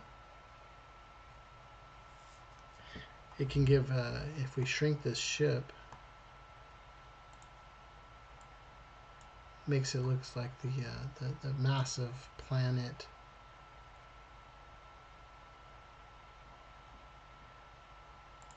Transform that and just even make it smaller.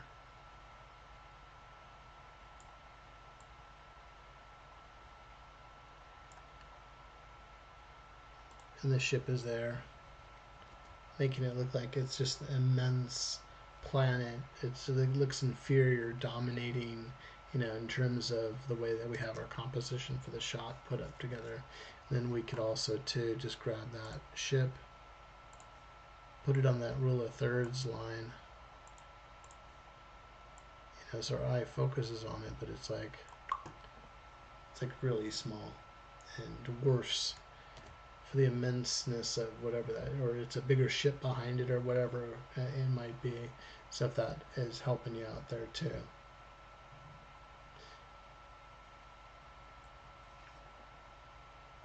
Okay, so I'm just trying to rattle off different ways that you can give you some prime examples for you when you're doing your board work of how to make a more effective composition in terms of what we're talking about.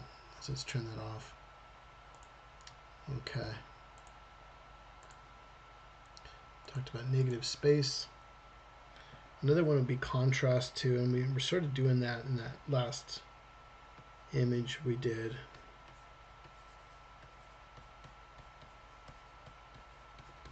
Would be a contrast which would help with your composition as well. And we were talking about this last week. We did the silhouettes. So this is something that will help with your contrast, high contrast. In terms of what you're doing, you could do it either with tone. We've done some examples here, and we're doing it without even talking about it. For the examples we've done so far, you can do it with tone, you can do it with color, you can do it with texture. You watch something like the shining, and you can see all the textures of the carpet. The little kid riding the big wheel down the hallways of the hotel. You know, there's textures, there's shapes, there's all different types of things. You know, that sort of goes with not only with excuse me, it goes even heavier into pattern. So another one you could be looking at is patterns.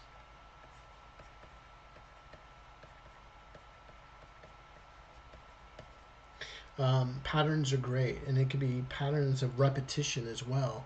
When I was in my photography class back in the day, um, what I did was I would use all the desks in the classroom, and I'd have a single subject, you know, posing, and then there'd just be this sea of tables, you know, and that's a great composition. It makes you really look at that image deeper, you know, when there's repetition, you know. Maybe there's you know, shoes all laid out in a pattern, you know, tennis shoes all laid out in the pattern, but somebody has bare feet. You know, it would be something that is telling the story, and you know, using repetition. Maybe it's a bunch of you know, spikes in the ground, you know, showing the around the moat of the castle or something like that, where there's one knight, but then there's 50, 60 spears in the ground or something like that. It's using repetition and patterns. You know, we were talking about the shining and the carpet, and the carpet of the pattern almost looked like a maze. Then you go into the end of the movie with Shelley Duvall and Jack Nicholson, and the child trying to escape from Jack Nicholson, and the patterns of the carpet sort of match the maze, um, it was all the vegetation that made the maze in that movie with all the snow, which makes it pretty interesting. So yeah, patterning is super important in terms of what you're trying to do there too. Some examples for this, for the contrast, is just pretty much black and white or tonal. We were already playing around with that earlier. You know, it's you know, it's having those shapes that we know what they are. And if I was drawing you know,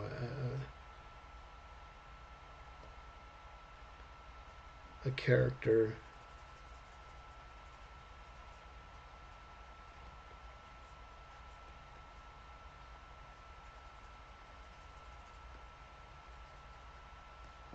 it has some sort of,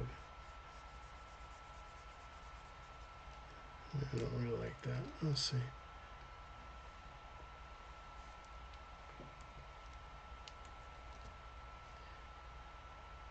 We were talking about cats and animals and those type of things. But if I was drawing a some sort of creature, spider thing,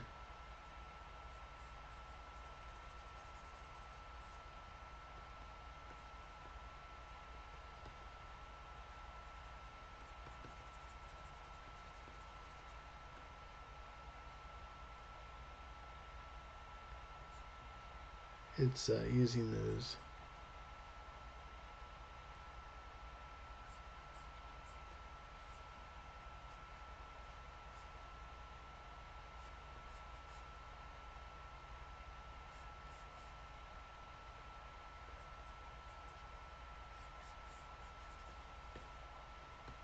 some sort of creature. You could use your contrast, high contrast.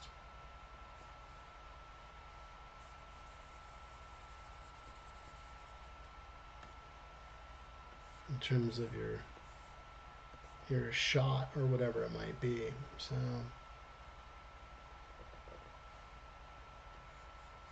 maybe the cavern's there or something like that. You're using those contrasts to make your character pop out there.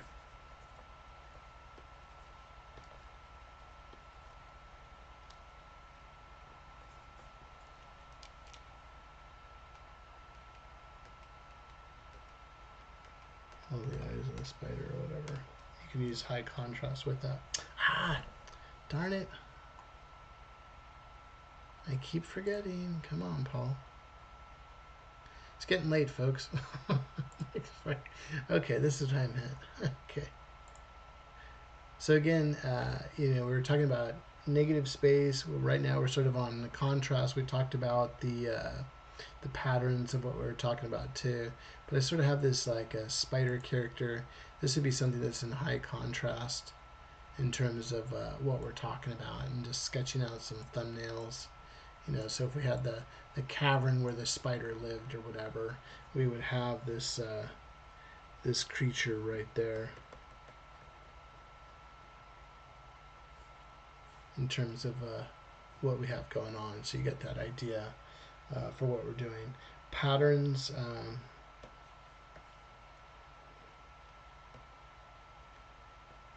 What I mean by pattern is that there's let me see here.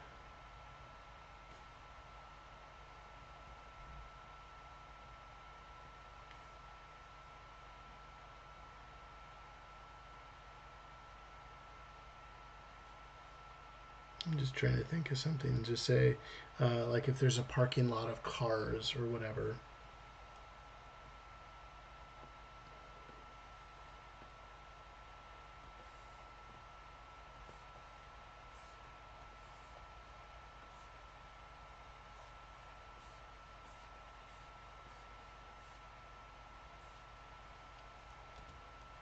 And what I mean by that is like, say that there's a bunch of cars. We'll just signify this.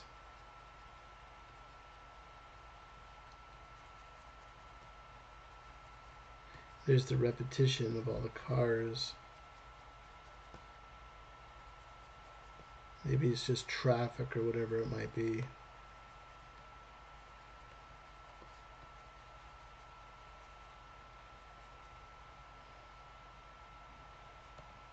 Zoom that in a little bit.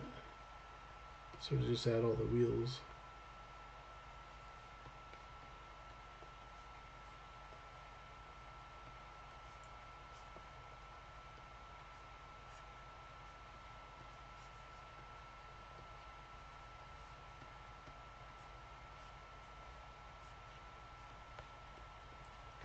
Now we're doing is seeing a pattern, and then something that just disrupts the pattern. Oops, I want that.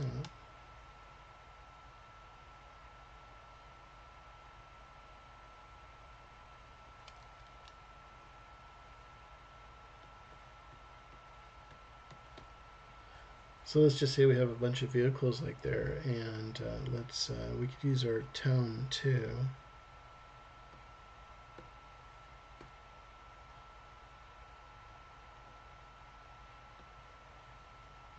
A little bigger brush here.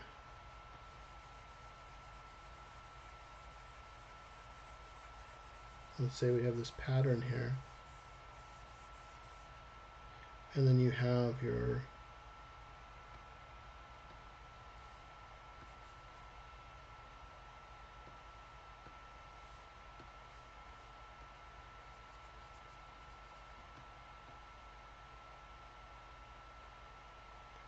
one white car that's focused in there. So that's sort of like a pattern in terms of what you're trying to teach, and what you're doing there. So if you're making like a parking lot of cars, your eye is going to go to that car. So if we're moving that car around in a chase sequence or something like that, you can sort of get the idea. And the car is going through that. Let me zoom in a little bit. So you have a pattern of cars, and in your shot, your car is coming through and jiving through the pack, and sort of shows you that. And you're using patterns and stuff to make that particular car stand out, if that makes sense to you. So you can have some fun with it. But that's patterns. Like I said, I remember being in photography class, took a picture, I had all the desks line up. There's got to be at least 30 desks in the room, and then I took a picture. At the time, it was my girlfriend, who is my wife, and when we were dating, and she was taking the photography class, I had her sit just on the floor with all surrounded by this ocean of desks. So it ended up doing pretty well in a little photo contest we had at school. So and that's what I mean by having a pattern in terms of what we're doing there. So cool. And got a few more here. We talked about patterns, contrast. Turn that off real quick. Another thing we can look at too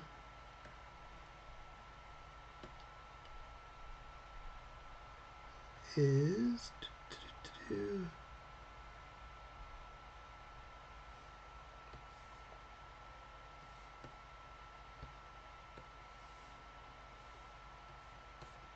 7 would be depth of field.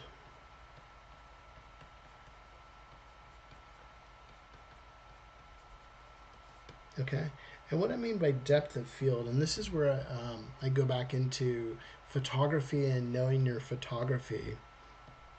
And what I mean like with this is if you have a shallow focus or a deep focus, and that what that means is, and this is a great way for, you'll see this done in a lot of films as well. Throw out another little thing on here. We'll zoom that in. And what I mean by that is that, okay, come on.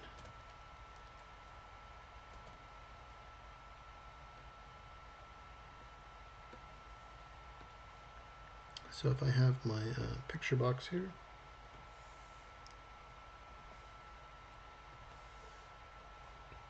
okay, so I got one there. I got one here. Okay, so we got 2 different boxes. And so we're going to show a shallow depth of field. And what that would mean is, let's just say I have a character.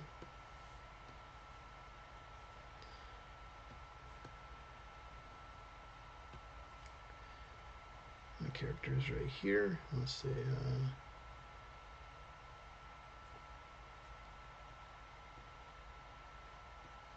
let's draw him up real quick.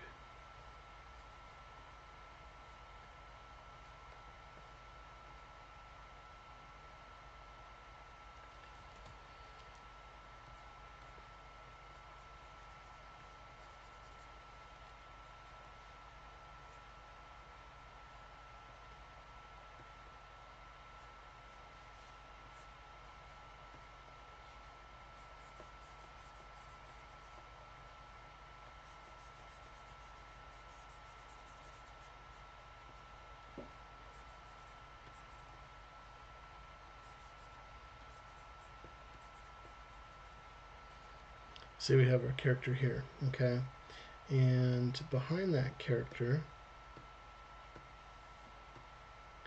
when you have a shallow depth of field, let's say, just say there's like some greenery around him or something, and like this. Let's throw some. I'm gonna throw some basic tones in there real quick.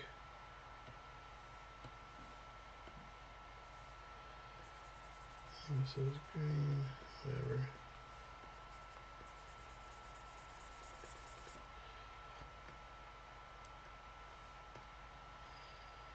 Change like a little bit different here.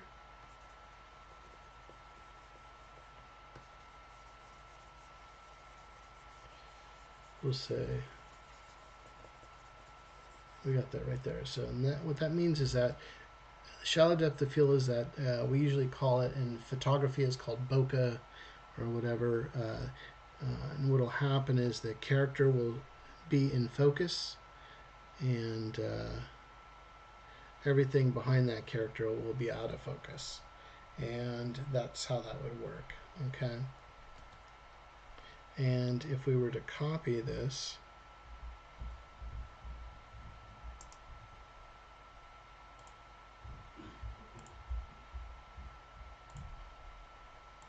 move that down here. So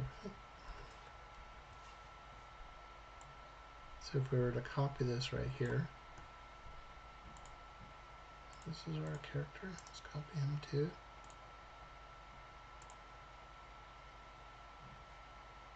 Move our character down. So shallow depth of field.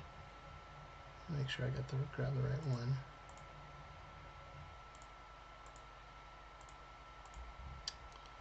Come on, 72. Where are you? 72. Okay, so I believe this is the first one we had. Okay, so we grab that layer. This would be a shallow depth of field. So the character is in focus, full focus, and the background is blurred. And then the opposite would occur.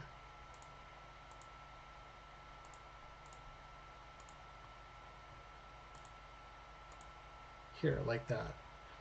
So, and that would be a deep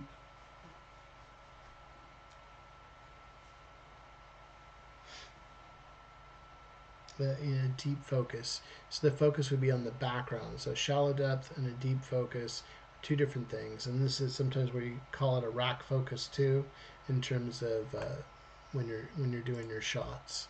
So again, the first shot is a shallow depth of field where the character is in focus, but the background is blurred. So your attention is being focused on that character. And then you have your deep focus where the character is blurred, but we see the background in focus. And maybe there's a little character back over here that's sneaking behind him. And so that character, maybe there's a ninja in the back or something like that.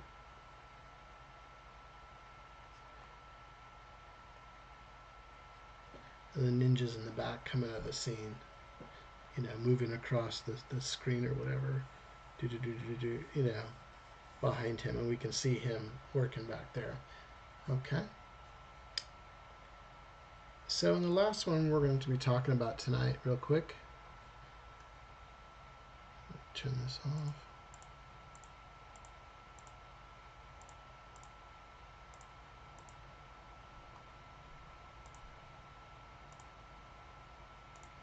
Is we're going to be talking about shadows. This is another great little way to get some dynamic shots in there for you.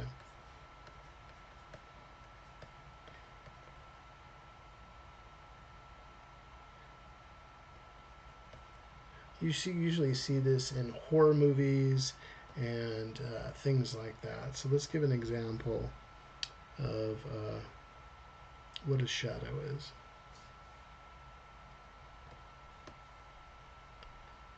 So let's grab our lines here. Cool.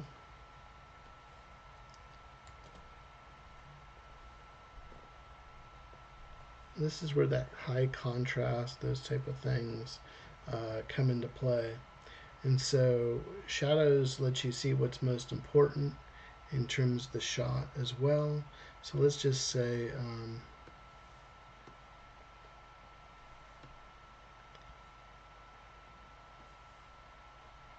we have a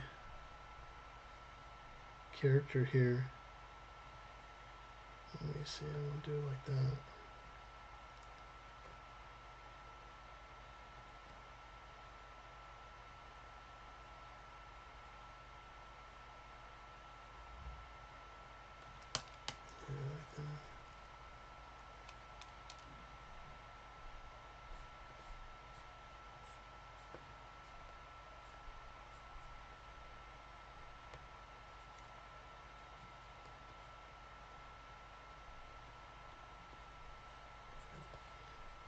Say we have a character here.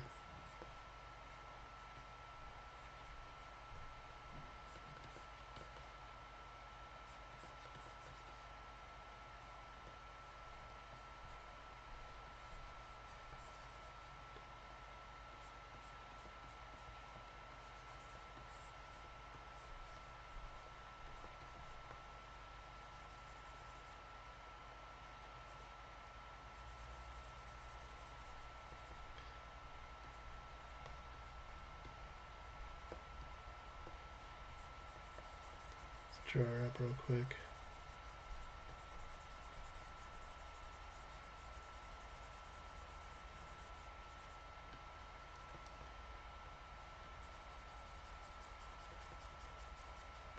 Let's see, that character is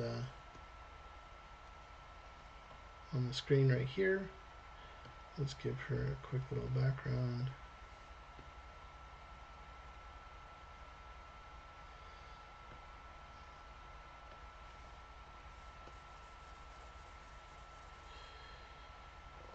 Make it darker.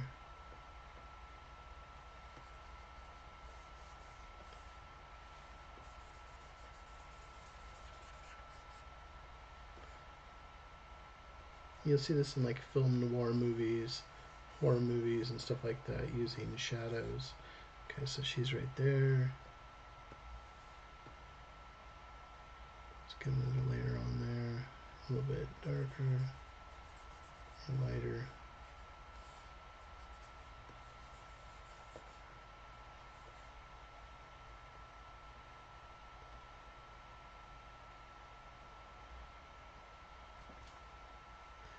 And the shadow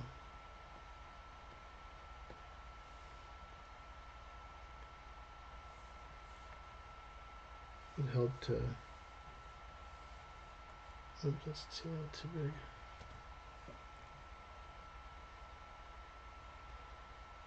Let's grab this color here instead. What this color is going to do is, think about it like a blinds, light going through the blinds onto the character.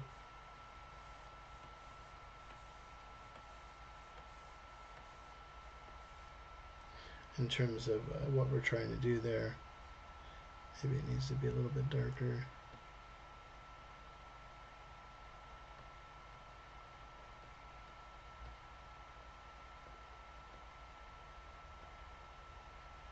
In terms of what we're doing, it gets the focus on that particular character there. Hey Pax Knight, how you doing? Welcome to the live stream. We're about ready to finish up, but you had a question here. I have a question. How to create how to create a correct concept for a given script? Is it through trial and error or referencing or something else? I always have a difficult time approaching a story with the right visual. Okay, cool. Pax Knight, that's a great question. I would say I think it's really important to read your script, okay, and read it a bunch of times, and I think, what is the story trying to tell you? And let me go to the big screen here.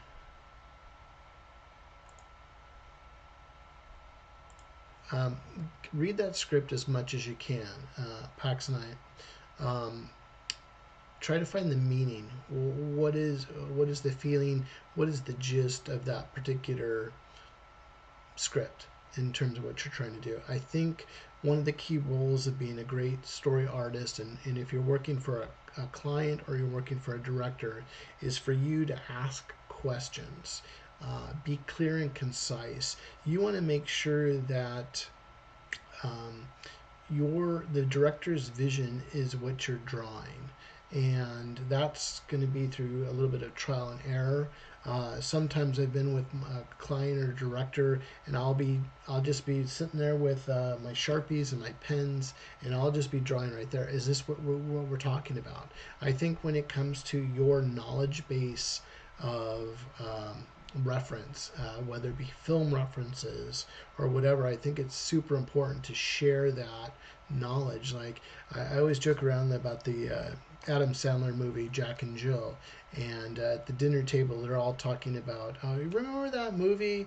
And the comedy sketch is always going, they never get the right movie right, but there you might be, there's many times I've been talking to peers, or we're working on a sequence or whatever, and you're like, it's that shot from Shawshank Redemption, where he's looking up into the sky and there's a bird's eye view and the rain's hitting him, and that we want to do something like that. I think it makes it super important that to read your script, get the true meaning of the script, get the true vision of what the director is. I think it's a lot of you need to be professional because you got to be able to offer a service to the director or you're a client. But sometimes in the back of my head, I think of I don't know if you're familiar with Peter Falk. He is the actor that played Columbo. I loved watching Columbo shows. And he's always sure. I got one more question for you. He's always trying to find out the murder, and he's asking a lot of questions. I think that's super important to get that director's vision of the client's vision. And if it's yours, what is your vision of what you're trying to do to compose those shots? Find other movies that fit the genre of what the story you're trying to tell. PAX night. There was a moment where I had a good concept, but it wasn't approved because it was going out of budget. How to use concepts smartly. Yeah, 100% agree, PAX night. When you are working and this is the difference between, I think, when you're boarding for live action, any type of show, music video, client video, whatever it might be, compared to something that's a cartoon, comic, feature animation, is the sort of the world's a limit over there. And when you're looking at and you're boarding, I think those are one of the, I think, go back to that video, one of the live streams I did. I was like, I gave you the breakdown of what were the elements that make a great story artist. And I think you need to know the business and you need to know the production system in terms of filmmaking. Get out of, being the artist and like, how does the whole production work? Things cost money in a live action situation. Time is money. Shots take money, talent take money. There's so many different things that eat away at a budget. And I think you need to be very, there's certain things we want to do and say, oh, I want to do that sort of Ark of the Covenant scene where Sala and Indy are pulling the Ark of the Covenant out of the snake pit or whatever in the Well of Souls or whatever, that type of thing. And it's just not in the budget. You're working on an indie film. You're only have so many sets. So I think you need to curtail what you have passion for. And it's hard sometimes because we're artists, we're creatives, we want to give you the cool stuff, and sometimes the budget doesn't allow for that. Maybe the timing on how many shots you can put together don't allow that. I've had some clients where they're just on a really slim budget. They're doing a proof of concept. They're going to film so much. They got the actors all set up. They only need so many shots. And so, and it's very simple. It's in 2 locations. Those are all the questions you would be asking in terms of when you're boarding, to get yourself honed in, so you're not wasting your time, wasting your money, and and you can make the most of your jobs too. Is that you ask those questions and you get the information you need. And I think it's super important. You can't have some big sequence if where it's going to take a special effects, you're going to do this, it's or a practical effect or whatever. You have to curtail it down a little bit, and think about the budget of what's being done, who's in the shot, those type of things. So I think that is super important. Pax Night says, could you tell the video title so I can check it out? One final question. Any warm exercises you could teach us that a professional storyboard, warm-up exercises? Okay.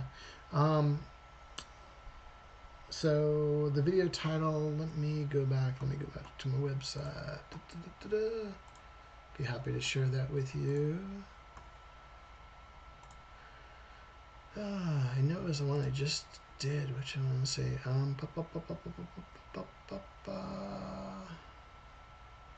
how to storyboard, mastering the basics. I did it, I believe it streamed on January 10th. Take a look at that, and that should be it there. I gave you like 7 points of of the focuses of being a good storyboard artist. So take a look at that. Also, you can go back to some of the earlier Mastering the Basics series. I have one Mastering the Basics series where I take you from a screenplay I had written, made it into a shooting script, and then broke that down into how to create my shot list, how to do this, how to do that. It was a little bit fantastic on that with the space travel and going back in time to the Jurassic period, but you can have some fun doing that. And then also too some basics of how to warm up and those type of things. I sketch all the time, and I'm not just talking work. I sketch all the time. I'm illustrating, I'm drawing, I'm keeping my skill sets. I think it's super important no matter what size sketchbook you have. Sketch each and every day. Sketch each and every day, Paxtonite, and keeping those sketchbooks going. And no matter what it is, lately I've been trying to when I'm sketching on a break or something like that, I'll throw it up here on YouTube.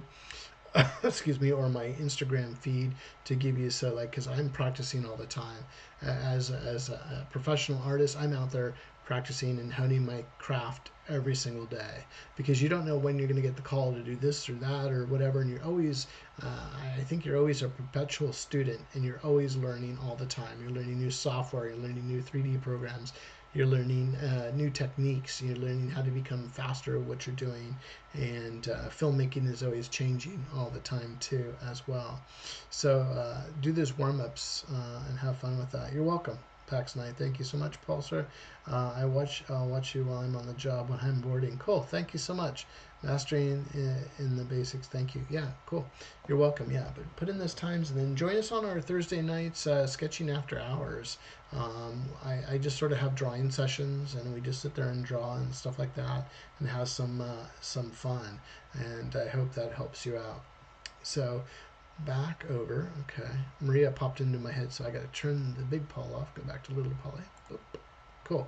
So here we go. We've given you a bunch of examples tonight, 8 different examples of how, and even more than that, of what makes a great composition. You know, we've talked about all these different things in here. We've talked about the rule of thirds. We've talked about framing. We've talked about leading lines, symmetry, negative space, contrast, patterns, and depth of field. One last one I would throw in there, and that was the shadows. I think did I take that off the screen? Where is that one?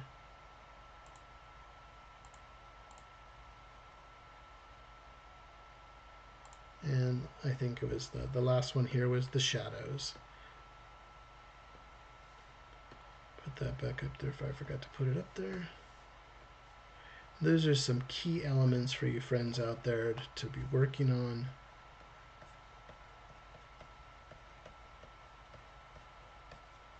You know, I think it's so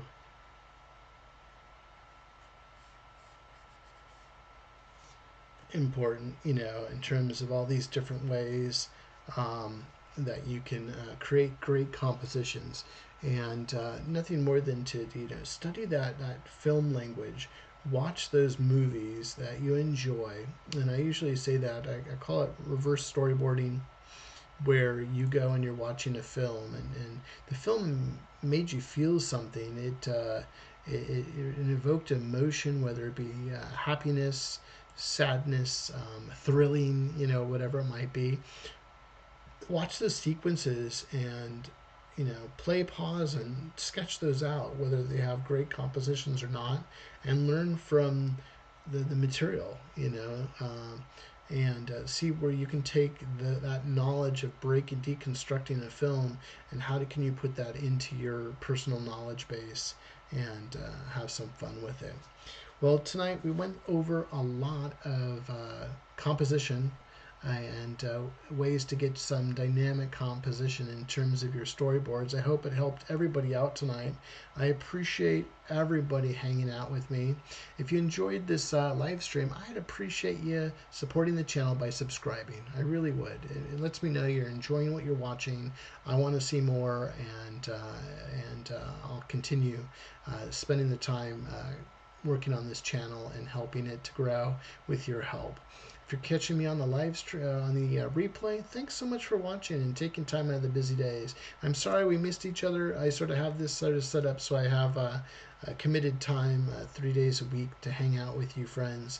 And so for a lot of you that I don't get to meet personally on the chats and stuff like that, I look forward to eventually meeting you and getting to hang out and chit chat a little bit too. So thank you so much for hanging out with me tonight, everybody. Really appreciate you taking the time out of your busy night on Tuesday night to hang out with me, or right now it's Wednesday morning already. So have a fantastic night. Maria, thanks for joining in. Maria says, thank you so much, Paul. Learned so much. Really appreciate it. No problem, Maria. Thanks for catching me on the big Paul versus little Paul on the screen. I appreciate that. Pax Night, thanks so much. Tornado T, HMT, also Ronnie was able to jump on. I got Ruby D and Arts. All sorts of good folks and friends jumping on today. I'm just sort of going through to see who else. I appreciate everybody being on. I'll be hosting another Sketching After Hours session on Thursday night, and then a jam session on Saturday. I appreciate all the support, and I appreciate each of you. Remember, you can do this.